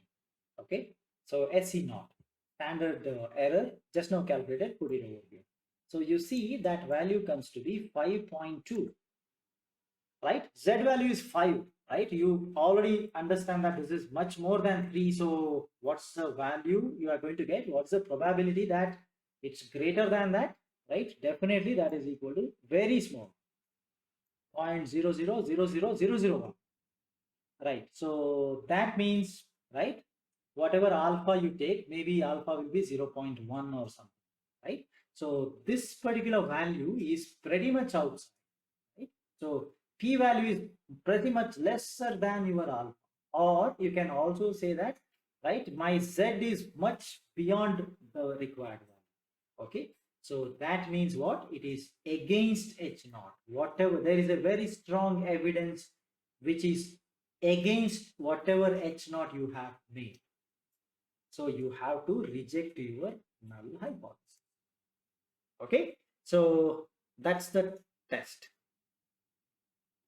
Okay, right? So before going the quiz, do you have any question? Right? I'll try to clear the question so that that will help you in answering the quiz. Yeah, please go ahead. If you have any question, please ask. Otherwise, we'll go to the quiz directly. Yes, Somesh.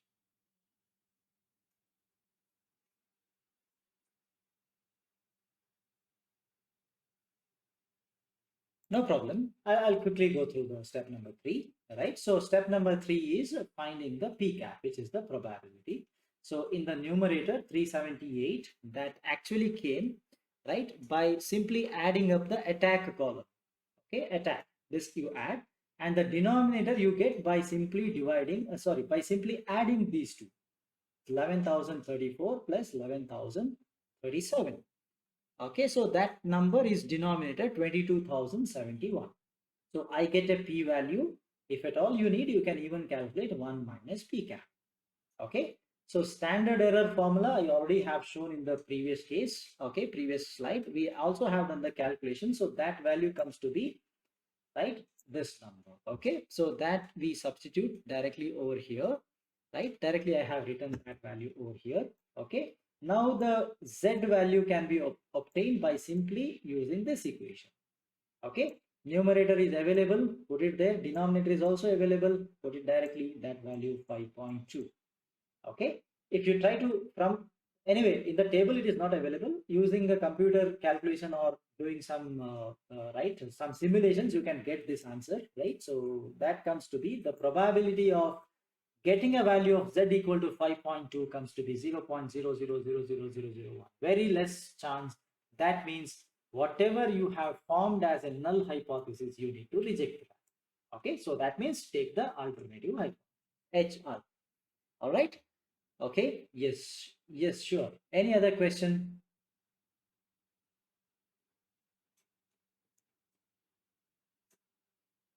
Okay, so please go ahead and try to answer your question, answer these questions. Okay, please put the answer in the chat box, like one. If it is true, you put capital T. Okay, just three answers you give: TFT, TTT, TFF, FFT, whatever is your answer. Please put three characters in a line so that I can understand what's your answer. Okay.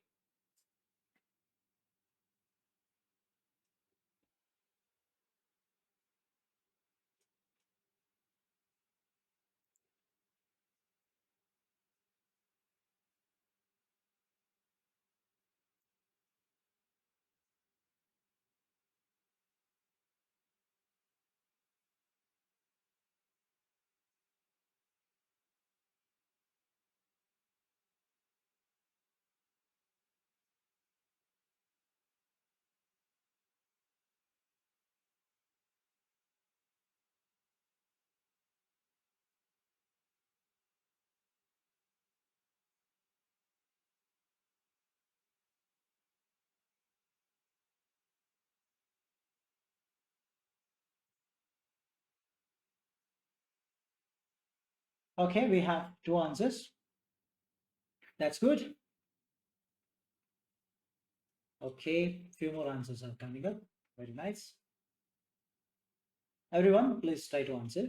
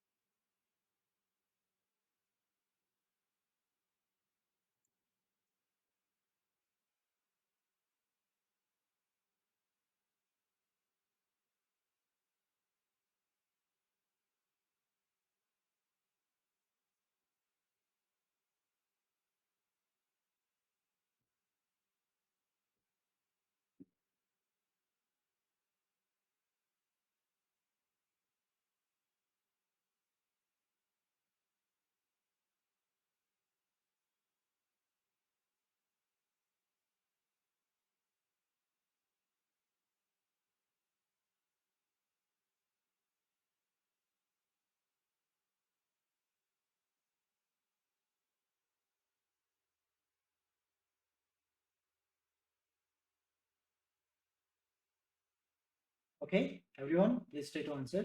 We got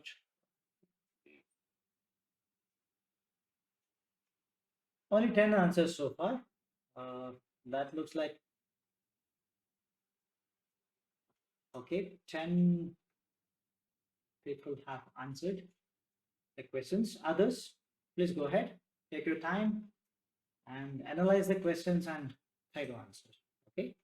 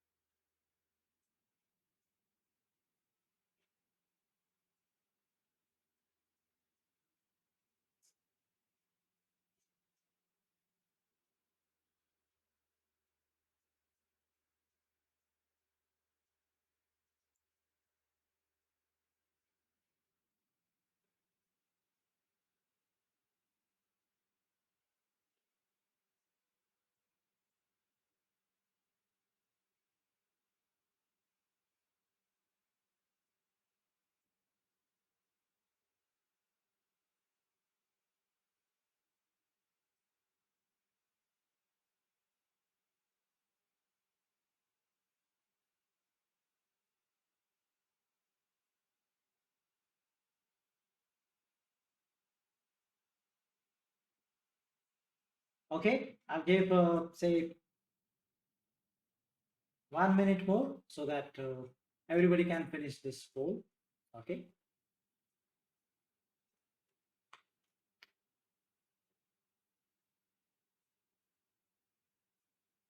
Try to relate these questions to the problems we solved or the example we have given.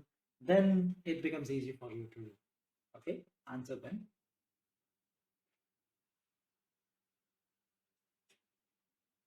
I can see many, most of you have given the right answer. So, okay.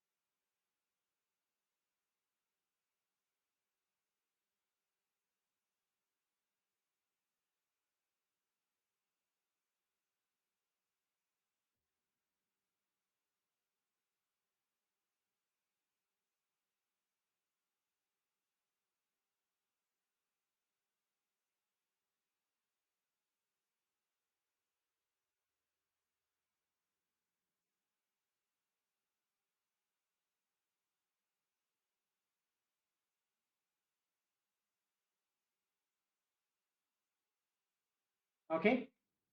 All right. So let's discuss the answer. Right. So the first one says that the smaller the p-value, the weaker the evidence against H naught. Okay, so value of p, right? What is the value of p that should be saying that it's against this H naught? Is it a smaller value or is it a larger? Right, so the value should be larger, right? So because of that, right, this becomes a false statement.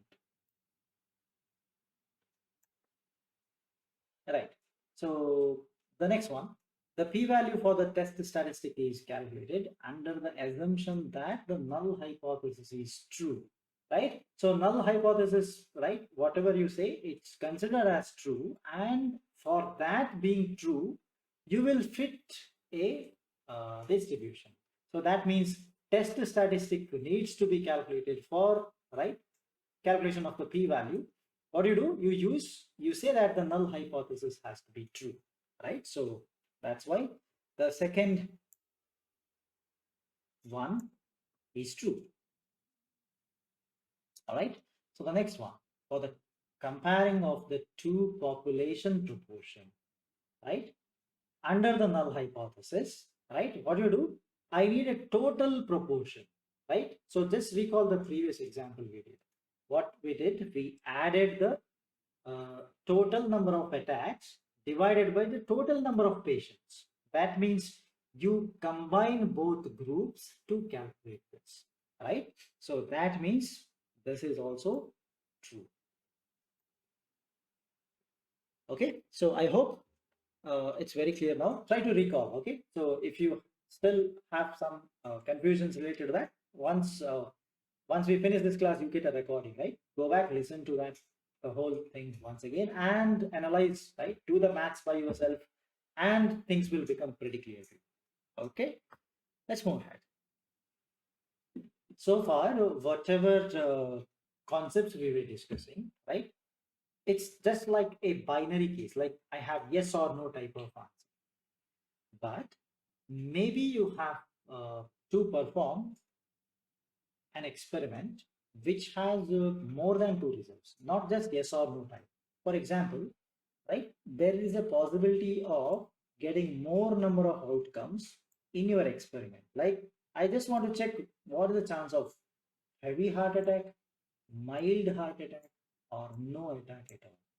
So that means what? So that means what? That means many number of classes you have. correct? So when you have many classes, right, the comparison of the frequency has to be performed, right, in a different way. So you will try to prepare a particular table, right, for that. This is what is considered as a contingency table, right? So the previous case, if you see, only two things are there. Only two possibilities: aspirin, no aspirin; attack, no attack. So the table actually you formed was 2 cross 2, right? Right? I repeat what it is. So row wise, I'm talking, right? Aspirin, no aspirin. Column wise, yes or no, right? Heart attack, no heart. So table which you actually form, right? There also we have a table, but we never consider that because it was not necessary to do an analysis based on a table. Okay. So that's what is a binary situation. Yes or no type, 1-0 type of question. That's a binary situation. But right, whenever we extend this further for 3 classes, 4 classes, or multiple classes, many more classes, we will not be calling it as a contingency table. We will be calling it as a confusion matrix. Okay. Again, remember this particular term. We are going to use n number of times, right, in case of the machine learning, deep learning, and when you go beyond that. Okay. So just remember this word, confusion matrix. Okay. So the test what we are going to perform here is also pretty similar to what we have done earlier, but there is a different name given that is called as a chi-square test. Okay, what is that? I'm going to give a quick review of that. Okay, so again, when you get this document, there is a link over there. Simply click on that, you will get the mathematics behind the chi-square, etc. Okay, as of now, I'm not going to touch everything over there. Only what is very important, I'll look at. Okay, I'm going to give you an idea. So there are, I'm supposed to compare the distributions of two variables, right? Yes or no, right? Depending upon something else also, right? So aspirin, no aspirin, heart attack, mild heart attack, and severe heart attack, like that. You see, right? I have more variables present over there. So we will try to uh, perform how good is my estimation, right? It's called as a fit, right? So I'm actually there is another word called fitting, right? That means I have data points. I'm trying to fit a line through them, fit a curve through them, right? So curve fitting you might have heard. So mathematically you can call it as a curve fitting or a regression as well. Okay, so that's why the word fit comes into picture, right? How good is your estimation is nothing but how good is your fit, right? So anyway, leave that. That's also basically not necessary, but since the chi-square came into picture, these are the common terms used in the chi-square. Okay, so that's why I have given some points. What is important for me is, according to this chi-square test, the test statistic is given by this equation. Okay, this is E minus O whole square divided by E. Now, what is this capital E? Capital E is the expected value. I have a table. Inside the table, I'm expecting a value. That is the expected value. Okay, but I observe a different value when I do the experiment. I'm going to give an example. Just hold on for one more slide. Next slide or the after that, immediately I'm going to give you an example for everything. Okay. So there is a test statistic given by this equation. Whenever we say chi-square, I have to remember, okay, I should apply E minus O the whole square divided by E. That E stand for the expected value of that particular cell of a table. Okay. But what you actually get when you perform the experiment is this O. There is a difference. So take a difference E minus O, square it and divide it by E to get a test statistic. Right? So this test statistic is said to be following a chi-square distribution, right? So again, you have a table, you can directly use a table and you can do it again. Okay, so that's what is the part. So chi-square table looks like a Z table. So Z greater than that we calculated, Z less than something we calculated. Similarly, right? This test statistic greater than a given chi-square, lesser than the given spike weight, etc., we can definitely calculate very similar to what we already have done. But equation is different. That's what you need to remember basically. Okay. So a resource I have shared here. Okay. Please go through that when you get some time. Now let's look at an example, right? As I told, I'm trying to show you an example with an example. Okay. So this is the study of, a diet, right? So there are two diets that are given here. So the value, one diet is called as AHA, American Health Association, and another diet suggested for well-being is a Mediterranean diet. Okay, so people have done research. Now you see, those are the two parameters: somebody following AHA, somebody following Mediterranean. Okay, and you see the vertical columns. There are four cases. Somebody gets a cancer, somebody gets a heart disease, somebody gets non-fatal heart disease, another time some other mild category, and a health, right? So totally you see, right? What you see here totally is on the rightmost side. Okay, so that's the total. So 605 people have been, okay, there under the research. Okay, now you see, whatever is written inside a cell, inside each cell you have two numbers. One is outside the bracket, not having a bracket. That is the observed value, right? Out of 22, right? 15 got cancer, 7 got, okay, it's like this. So out of 22 people who got cancer, 15 of them followed AHA, American Health Association suggested diet. Sorry. 7 of them followed the Mediterranean diet. Okay, so this is the idea. This is the same thing for every column. Total 38 fatal heart disease, right?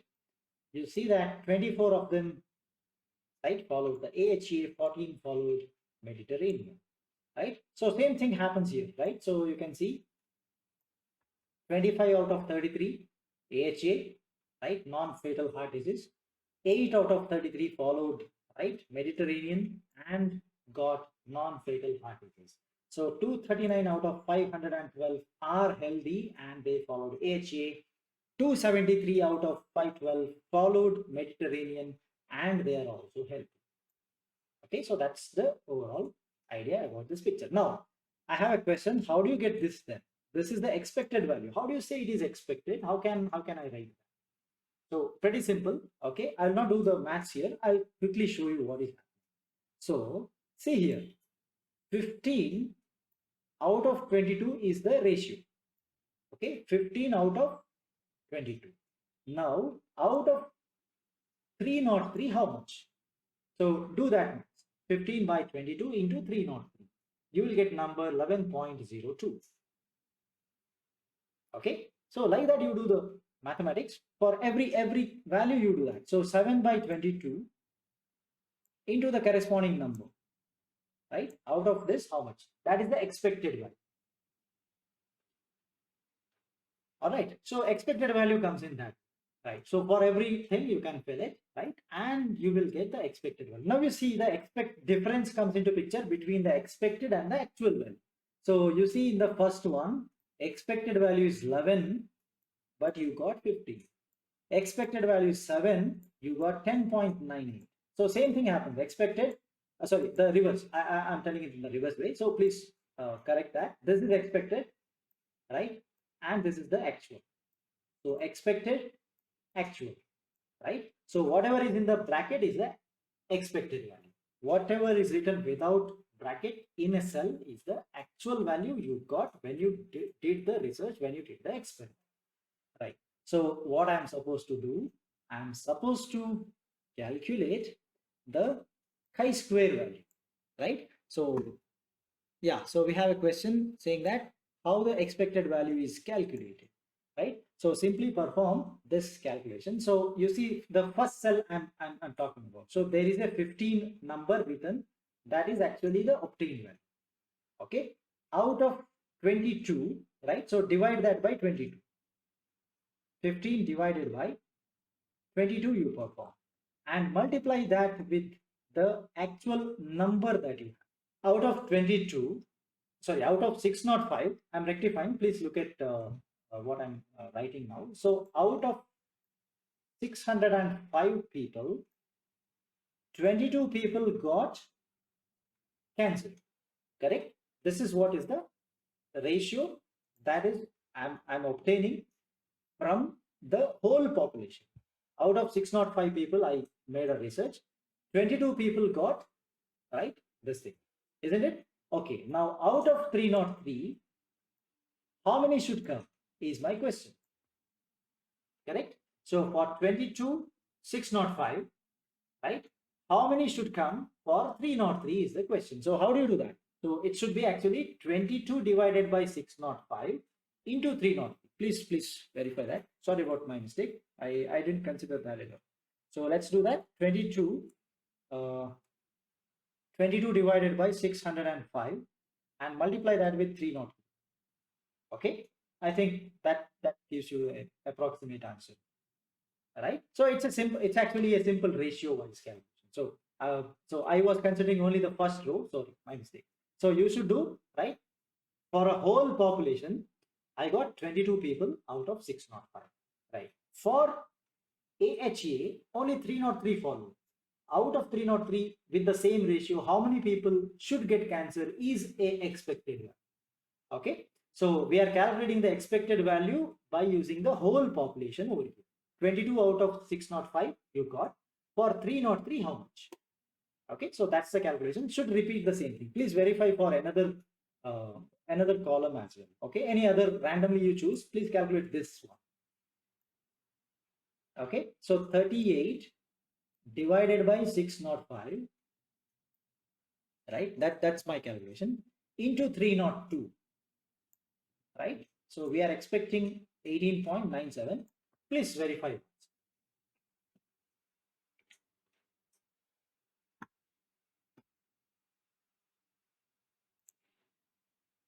Okay, all right. Sure. All right. So let's proceed. So now for every cell we have a difference to be taken. Expected minus the output. You square it. Okay, divided by, right? So now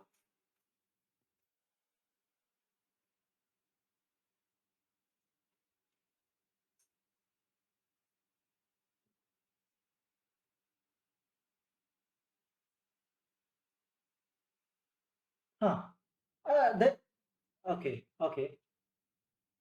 Yeah, so it's simple. It's a simple ratio. For one apple, so many rupees. For 10 apples, how much? This is what you are calculating. Okay, so something like, you simply look at the table, right? There itself I'll try to tell you, because there is no general formula to be written, because every column name will change, every row name will change, right? So like that. So generally I'll tell you, out of 605, right, 38 got, right, that disease. So you will write 605, 38. Okay. Below that you write once again 302, write a question mark, right? So 605, 38, 302, how much? So the question mark is what you are supposed to calculate. You do the cross multiplication, correct? So finding out the ratios, simply do that's all. So 38 into 302 divided by 605, right? Cross multiply. Wherever you have a question mark, you will find. Okay, so that's the method used over here. Okay. Sure. So that's how the numerical values will be calculated. Okay, so the chi-square can be calculated using this. So every value you are going to take a difference, so expected 11.02 minus 15, 9 whole square, right? Like that. So everywhere divided by the E value, expected value, that is 11.02, right? Plus next cell, do the calculation, right? Obtain a value, calculate to the previous value, keep on adding them. That's why there is a summation given over there. Okay, fine.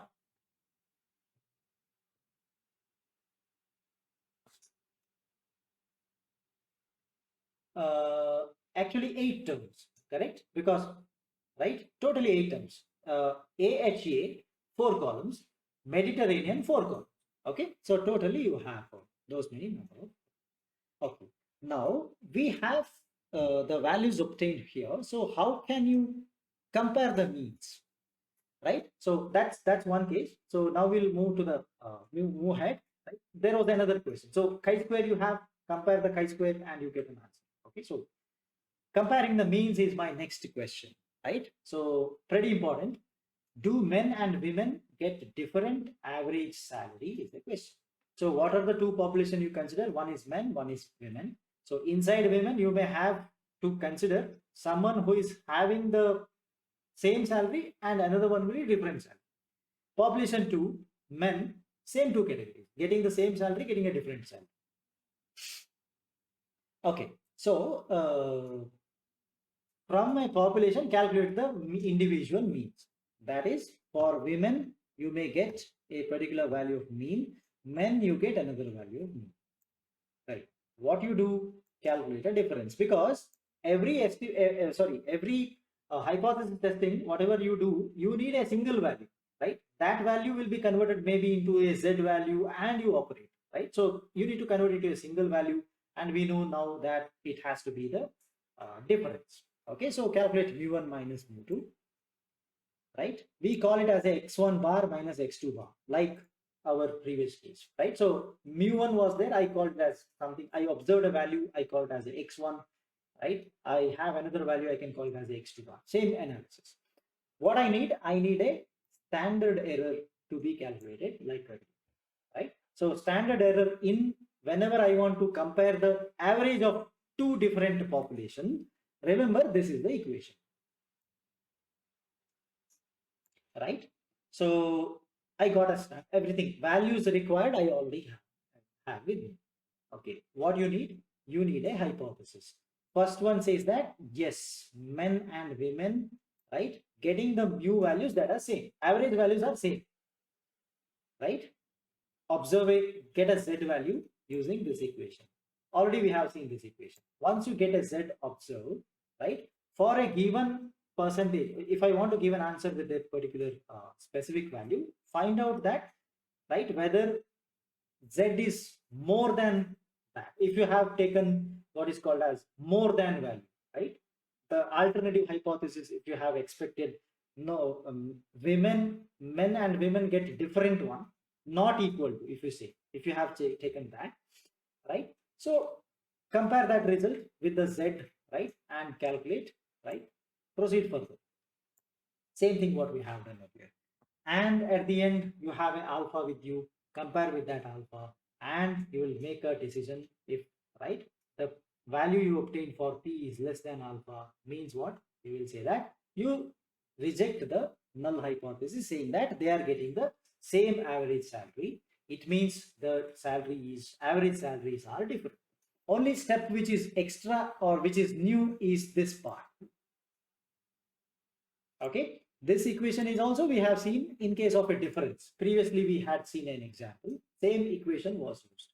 So since we are considering the difference over here, right, that will not change anything. Only this, right, equation is a new thing. Other than that, everything will remain same as the previous.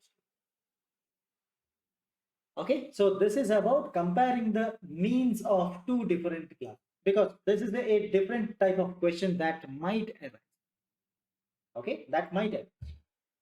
So this is what I try to answer. My second example in that pair comparison of two different populations, right? Previous one was about the, what you call, the health advisories, like somebody is getting a heart attack, not getting a heart attack, using a particular medicine or not. And then we moved on further. We have still two categories, but the number of classes are different. Okay, that's what we have seen. And now we have seen comparing the averages of two different classes possible. One more very important case is there. Okay, so just look at that. That is called as paired comparisons. Right, so a very important example is the third example I gave when we discussed a few slides earlier. The third example, right? There is a taxi fleet owner and he wants to compare the mileage of petrol A and petrol B. And maybe petrol B is something people call as the extra premium one, right? So some additive has been added. Okay, so now you see, you can say that I can do the same similar experiment which I did earlier, right?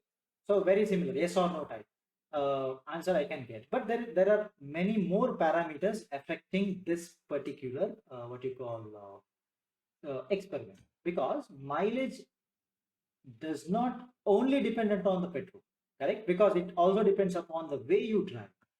It also depends upon which particular taxi, which particular model you are. Is it old? Is it new? Many more parameters do exist. What is the condition of engine, right? Etc. Many parameters are there. Just try to understand that, because problem this particular paired, this falls under the paired comparison. I'll come to the word paired comparison later. So now you understand the problem, and why this problem is slightly different compared to the other cases is what we are trying to look now, right? So right now we try to we'll try to discuss about the initial approach, right? So we use what is called as a control treatment approach, right? Control treatment in the sense somebody gets the medicine, somebody will not get a medicine, but they don't know actually it is. But now you see, I take 100 cabs, right? 50 petrol A, 50 with petrol B, right? Let us try to say that we are going to follow the previously solved method. The placebo and the aspirin, getting heart attack, not getting heart attack, something like that. Here, getting petrol A, getting petrol B, improved mileage, not improved mileage. That's what is, this problem looks just like that. But as you see, right, mileage depends upon other parameters. How old is the car, right? What engine it is, what is the power of engine, right? Because you may have a group of taxis with you, varieties of engines, varieties of models, varieties of driving systems, right, etc. Many things are. So is there any better way to compare is my question, right? So let's go for a test which is called as the paired t test. Okay, so it's a t distribution once again, but what you are trying to do now is called as a paired t test. Okay, so now you see, you're not going to do the experiment which I showed earlier, that is 100 caps. No, you will not do that. That's not necessary, because researchers have proved that there is a much efficient method to do this whenever your result is actually affected by many more parameters than what you are looking for. I am just looking for, if I put petrol A, will it improve than petrol B? Or if I put petrol B, will it improve on that? Only that is my parameter. Okay. Input is petrol, AB. Output I am expecting is more mileage. This is what I, but actually there are many more parameters, right? If you want to get a answer, yes or no for your question, you need to nullify all the effects of others, other parameters, whatever they are going to affect on your mileage, right? You try to nullify that somehow. So we have to use mathematics, right, wisely, so that you can try to cancel that. Okay, so that's the idea. So what you do, you pick up 10 taxes. Okay, fine. So that's what is happening. Use 10 cabs, right? So to start with, which one you want to start, right? You flip a coin. Anything is fine, or you randomly choose. That's also good. But this is the most better way. So flip a coin whether all will get petrol A on Monday, right? Yes or no. If no comes, you put petrol B to them, right? So what happens? It's alternate changes. Monday, petrol A, then petrol B. Next day, petrol A, then petrol B, right? What's the idea now? The idea is that if you take the difference among them, right, the difference is observed to be normally distributed. So whatever we get here, right, these values are not distributed in a normally distributed. They are not normally distributed because they are dependent upon, right, something like, right, it's not dependent, it depends on all the other factors. Everything is considered. Maybe the driver is different, right? Today when I tried, I allowed person A to drive the car, one car, then another person, so like that. So you see, this is something like the cost of petrol to drive a particular distance, let us say, right? So total, right, gas A for cab 1 is this much. Okay, for cab 2 is this much. Sorry, for cab 1 petrol B is this much. So it's for a whole week or 10 days, let us say, right? I started this Monday. I'll go for, say, fixed amount of time, like 1 week of time, let's say Monday to Sunday. So in that time, cab number 1, if gas A is used, 27.01. I think this data is American, so it's in dollars, let's say. Okay, so $27.01. Whereas the same cab uses the petrol equivalent to the value 26.95. Okay, for the whole week, right? So like that. So second cab uses a different amount, third cab uses different amount, like that. So you see, this is the complete data set what we have, right?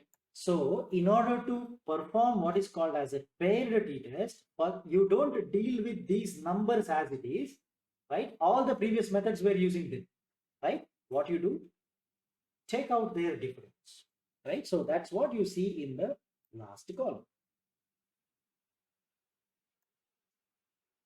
Okay, yes, we calculate the last column. Now what happens, what we calculate here is the difference value, right? So with the difference, you can perform the t distribution, right? So approximately it is normally distributed. Properly normal distributed means you can go for a normal itself. Whichever is not a proper normal distribution, we have studied that you can apply what is called as a student t distribution. Try to recall that. We are going to use that student t distribution now. Okay, so student t distribution is to be fit by using this value, for which we can calculate the mean and the standard deviation like this. So mean is simple, add and divide by 10, you get a number. Standard deviation, you know how to calculate. Okay, so calculate that. So both of them, for gas A, gas B, and the difference also you can calculate them. Now you fit the distribution for which one? For the difference, right? For that you are trying to fit. So mean of your difference, what is that mean? Mean of the difference comes to be, you can see that it is minus 0.60. Okay, and you perform, divide that by standard deviation by root n. Right? So that is the t value which you are going to calculate. So once you have a t value, you know how to proceed, right? So only this part is new. Okay, so calculate a t value, right, by calculating the what you call pair, right? So today I'll put one value, tomorrow different, after that once again this one, then once again the other, like that. So for every vehicle, one day you put petrol A, next day you put petrol B, take a difference, so that, right, it is the best way to nullify the effects, right, of other parameters which affect your mileage, right? So what you get only the actual parameter, that is your petrol. So because I'm dealing with the petrol prices here, right? So that is what is considered as the paired t-test. All right, so now I'll go for a very general overview of everything we had studied so far. Okay, so in this case, right, I need to compare two different items. Okay, what you do, establish a null as well as the alternative hypothesis. Okay, using, by just looking at the hypothesis, you will be able to judge that what should be my test statistic. Okay, I obtain that. Once you have a test statistic, right, then you will go for the p-value, the probability, right? Now by this time you will definitely know that I don't have to actually go for a p-value. By comparing Z and the critical Z value, T and the critical T also I can do that. That will work. But general procedure, when we say, we will say that calculate a probability P value, right? Depending upon what is your significance level you define related to your confidence value, you accept or reject the hypothesis. Okay, so that is what is the general steps, right, of all the concepts we have studied so far. There are different approaches available, different names given for your test, but ultimately what you are doing is called as the hypothesis testing only. So you need to decide which particular test I am supposed to do depending upon what type of problem you are facing over there, right? Again, there are many more types of problems that do exist in the real world, but majority of them, which are pretty important and which are repeatedly we face when we have a data set with us, are being covered over here, because we don't have right that much what you call time to cover each and everything. You will be able to learn by yourself if you know them. That was our motto. Okay, whatever you know here, if you know them properly, you can apply this and learn the new techniques as well. For them, these are going to work like the fundamentals. Okay, so we'll move on to one more topic. Okay, so that is actually called as ANOVA, right? So this will be the last topic of our statistics session. Again, no need to go in very detail. Some of the parameters are there that you need to remember. Okay, so ANOVA stands for analysis of variance. Okay, analysis of variance, that is going to come into picture whenever we have a data set. We have some points X and Y. I try to plot the points. You can see that those points are here, something like this, the dots which we have. So we can do the mathematics and we can fit a curve, right? So you have a method to fit a straight line if required. Linear regression is the term. We are going to study that in very detail when we start our machine learning concepts. Okay, it's going to come after some time, but that is what, just remember the term if possible. Linear regression. I'm trying to fit a straight line. Then non-linear regression is there. You can fit a parabola, you can fit a non-linear curve, anything which is not straight line. Okay, there is also another version of that called as logistic regression, etc. Regression is something fitting. You are fitting a curve. So before going to these four, I would like to look at this. This is, say I have a point here, okay, and the straight line I fitted passes through this. It is always not necessary that the curve you fitted passes through every point that you have as a data point. You see here, see this, right? My straight line is not passing through each and every point. That's okay. All right. So regression is just that you try to fit a best possible straight line. Okay. Now, so let's say this, there is what is called as an expected value, right? It's something like a mean value. Mean value of my all y, I call it as a y bar. Then my straight line passes through a point that is y cap, and the actual data point is yi. It's a ith y point. That's why yi, right? Yi is the actual point through which I am expecting my straight line to pass, but that's not happening. The closest point through which it passes is the y cap, yi cap. And an expected value of y, something like a mean or average something, that's what is the y bar. So look at the difference in terms of yeah, so in terms of the representation. So there are four different parameters you can measure. Okay, so the first parameter is called as a SSR. Okay, corresponding to ANOVA, right? So when ANOVA comes into picture, basically ANOVA needs a regression before this. But since we have not covered the regression part, right, we are not able to discuss this in pretty much detail. But anyway, ANOVA is a part of this module, so I need to cover that. So I'll just give an introduction, that's all. So just remember, these are the points, these are the notations, yi cap, y. Right. So corresponding to this, we can calculate, right, say basically three parameters. The first one is SSR, right? That is the sum of yi cap minus the y bar. Okay, there will be many more points with yi. So there is a yi here, there is a yi here, right? At various points you will have a yi's. Okay, yi minus y bar whole square you take and keep on summing them, all of them, until you finish all the points. That gives you a value called SSR. Then another term which is called as SSE, right? That is nothing but the yi minus yi cap. This is an error component to indicate the error, that is E. Okay, R stands for actually regression here, right? So SS of regression, SS for, right? So that's how it is represented. Then there is another format, another coefficient which you calculate. It is called as SSYY. So yi minus the y bar. So I may have many yi's here. So with respect to all the yi's, try to calculate the difference between yi and this y bar. Keep squaring them and take a solution.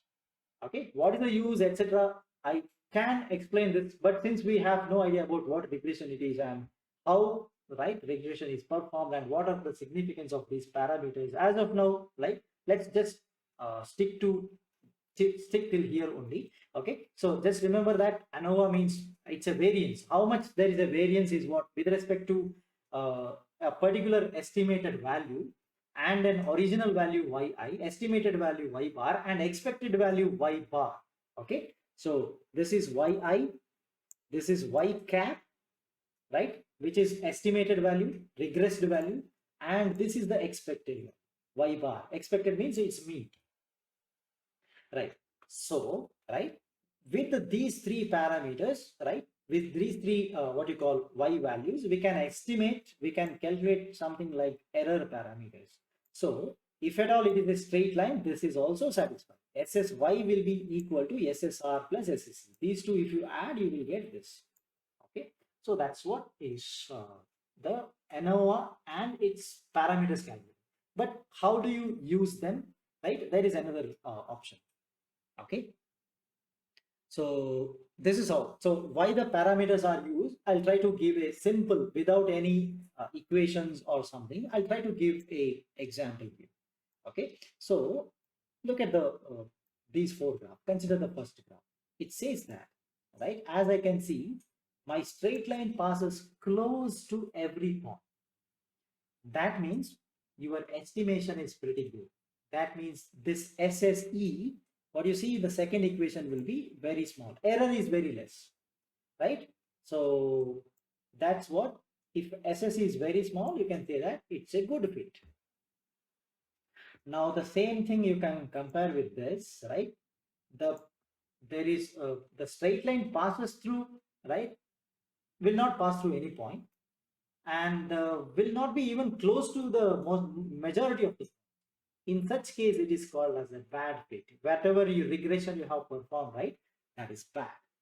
Okay, so let's move to the next one. Consider this. Okay, now the idea is this. It's a good fit because SSE is moderate. But you see, there is another word called large total spread. Total spread is nothing but how much is your X varying. X varies from a minimum value to maximum value. This is a spread. Okay, X is wider. So wide range of X value for which I am calculating the Y, right? That is widespread. Now you see here, if you try to calculate the same thing here, the spread is small. It's only between, right, two X values, not from the 0 to some, right? Same thing holds good even here. You see, sorry, it's not this. It's from here till here, right? The spread is small, smaller spread. Okay, and then you see once again, this is a larger spread, right? What you see here, again, that is a bad fit because of the large SSE, right? And the total spread is also large. Nothing to do with the spread, but I'm trying to bring out the necessary terms that are required for this. Okay, so that is ANOVA. All right, so ANOVA actually has another parameter that you can estimate called R square parameters. So the R square is the only term I'll define now. So R square can be directly defined using this. Okay, SSR by SSY or 1 minus SSE by SSR. So closer R square to 1, good fit. It means it's a good fit, right? So R square value will tell you how good is your estimation, right? So if it comes to be 0.98, we can say that yes, your estimation is 98% matching to the points. If it is lesser, say 0.1, 0.2, you say that it's just 10%, 20% matching, right? It's not required line. Your line which you have drawn is right, is a bad fit, right? So we are expecting this ultimately. Okay, so that's the fundamentals of ANOVA, right? We just try to introduce the concept of ANOVA because it's in this part, but since the regression and the probabilities, etc., concepts are not being covered, right? We are not able to go in depth about here. But anyway, if you remember these topics, these points which we mentioned, that is more than sufficient for the time being. Okay, do we have any questions?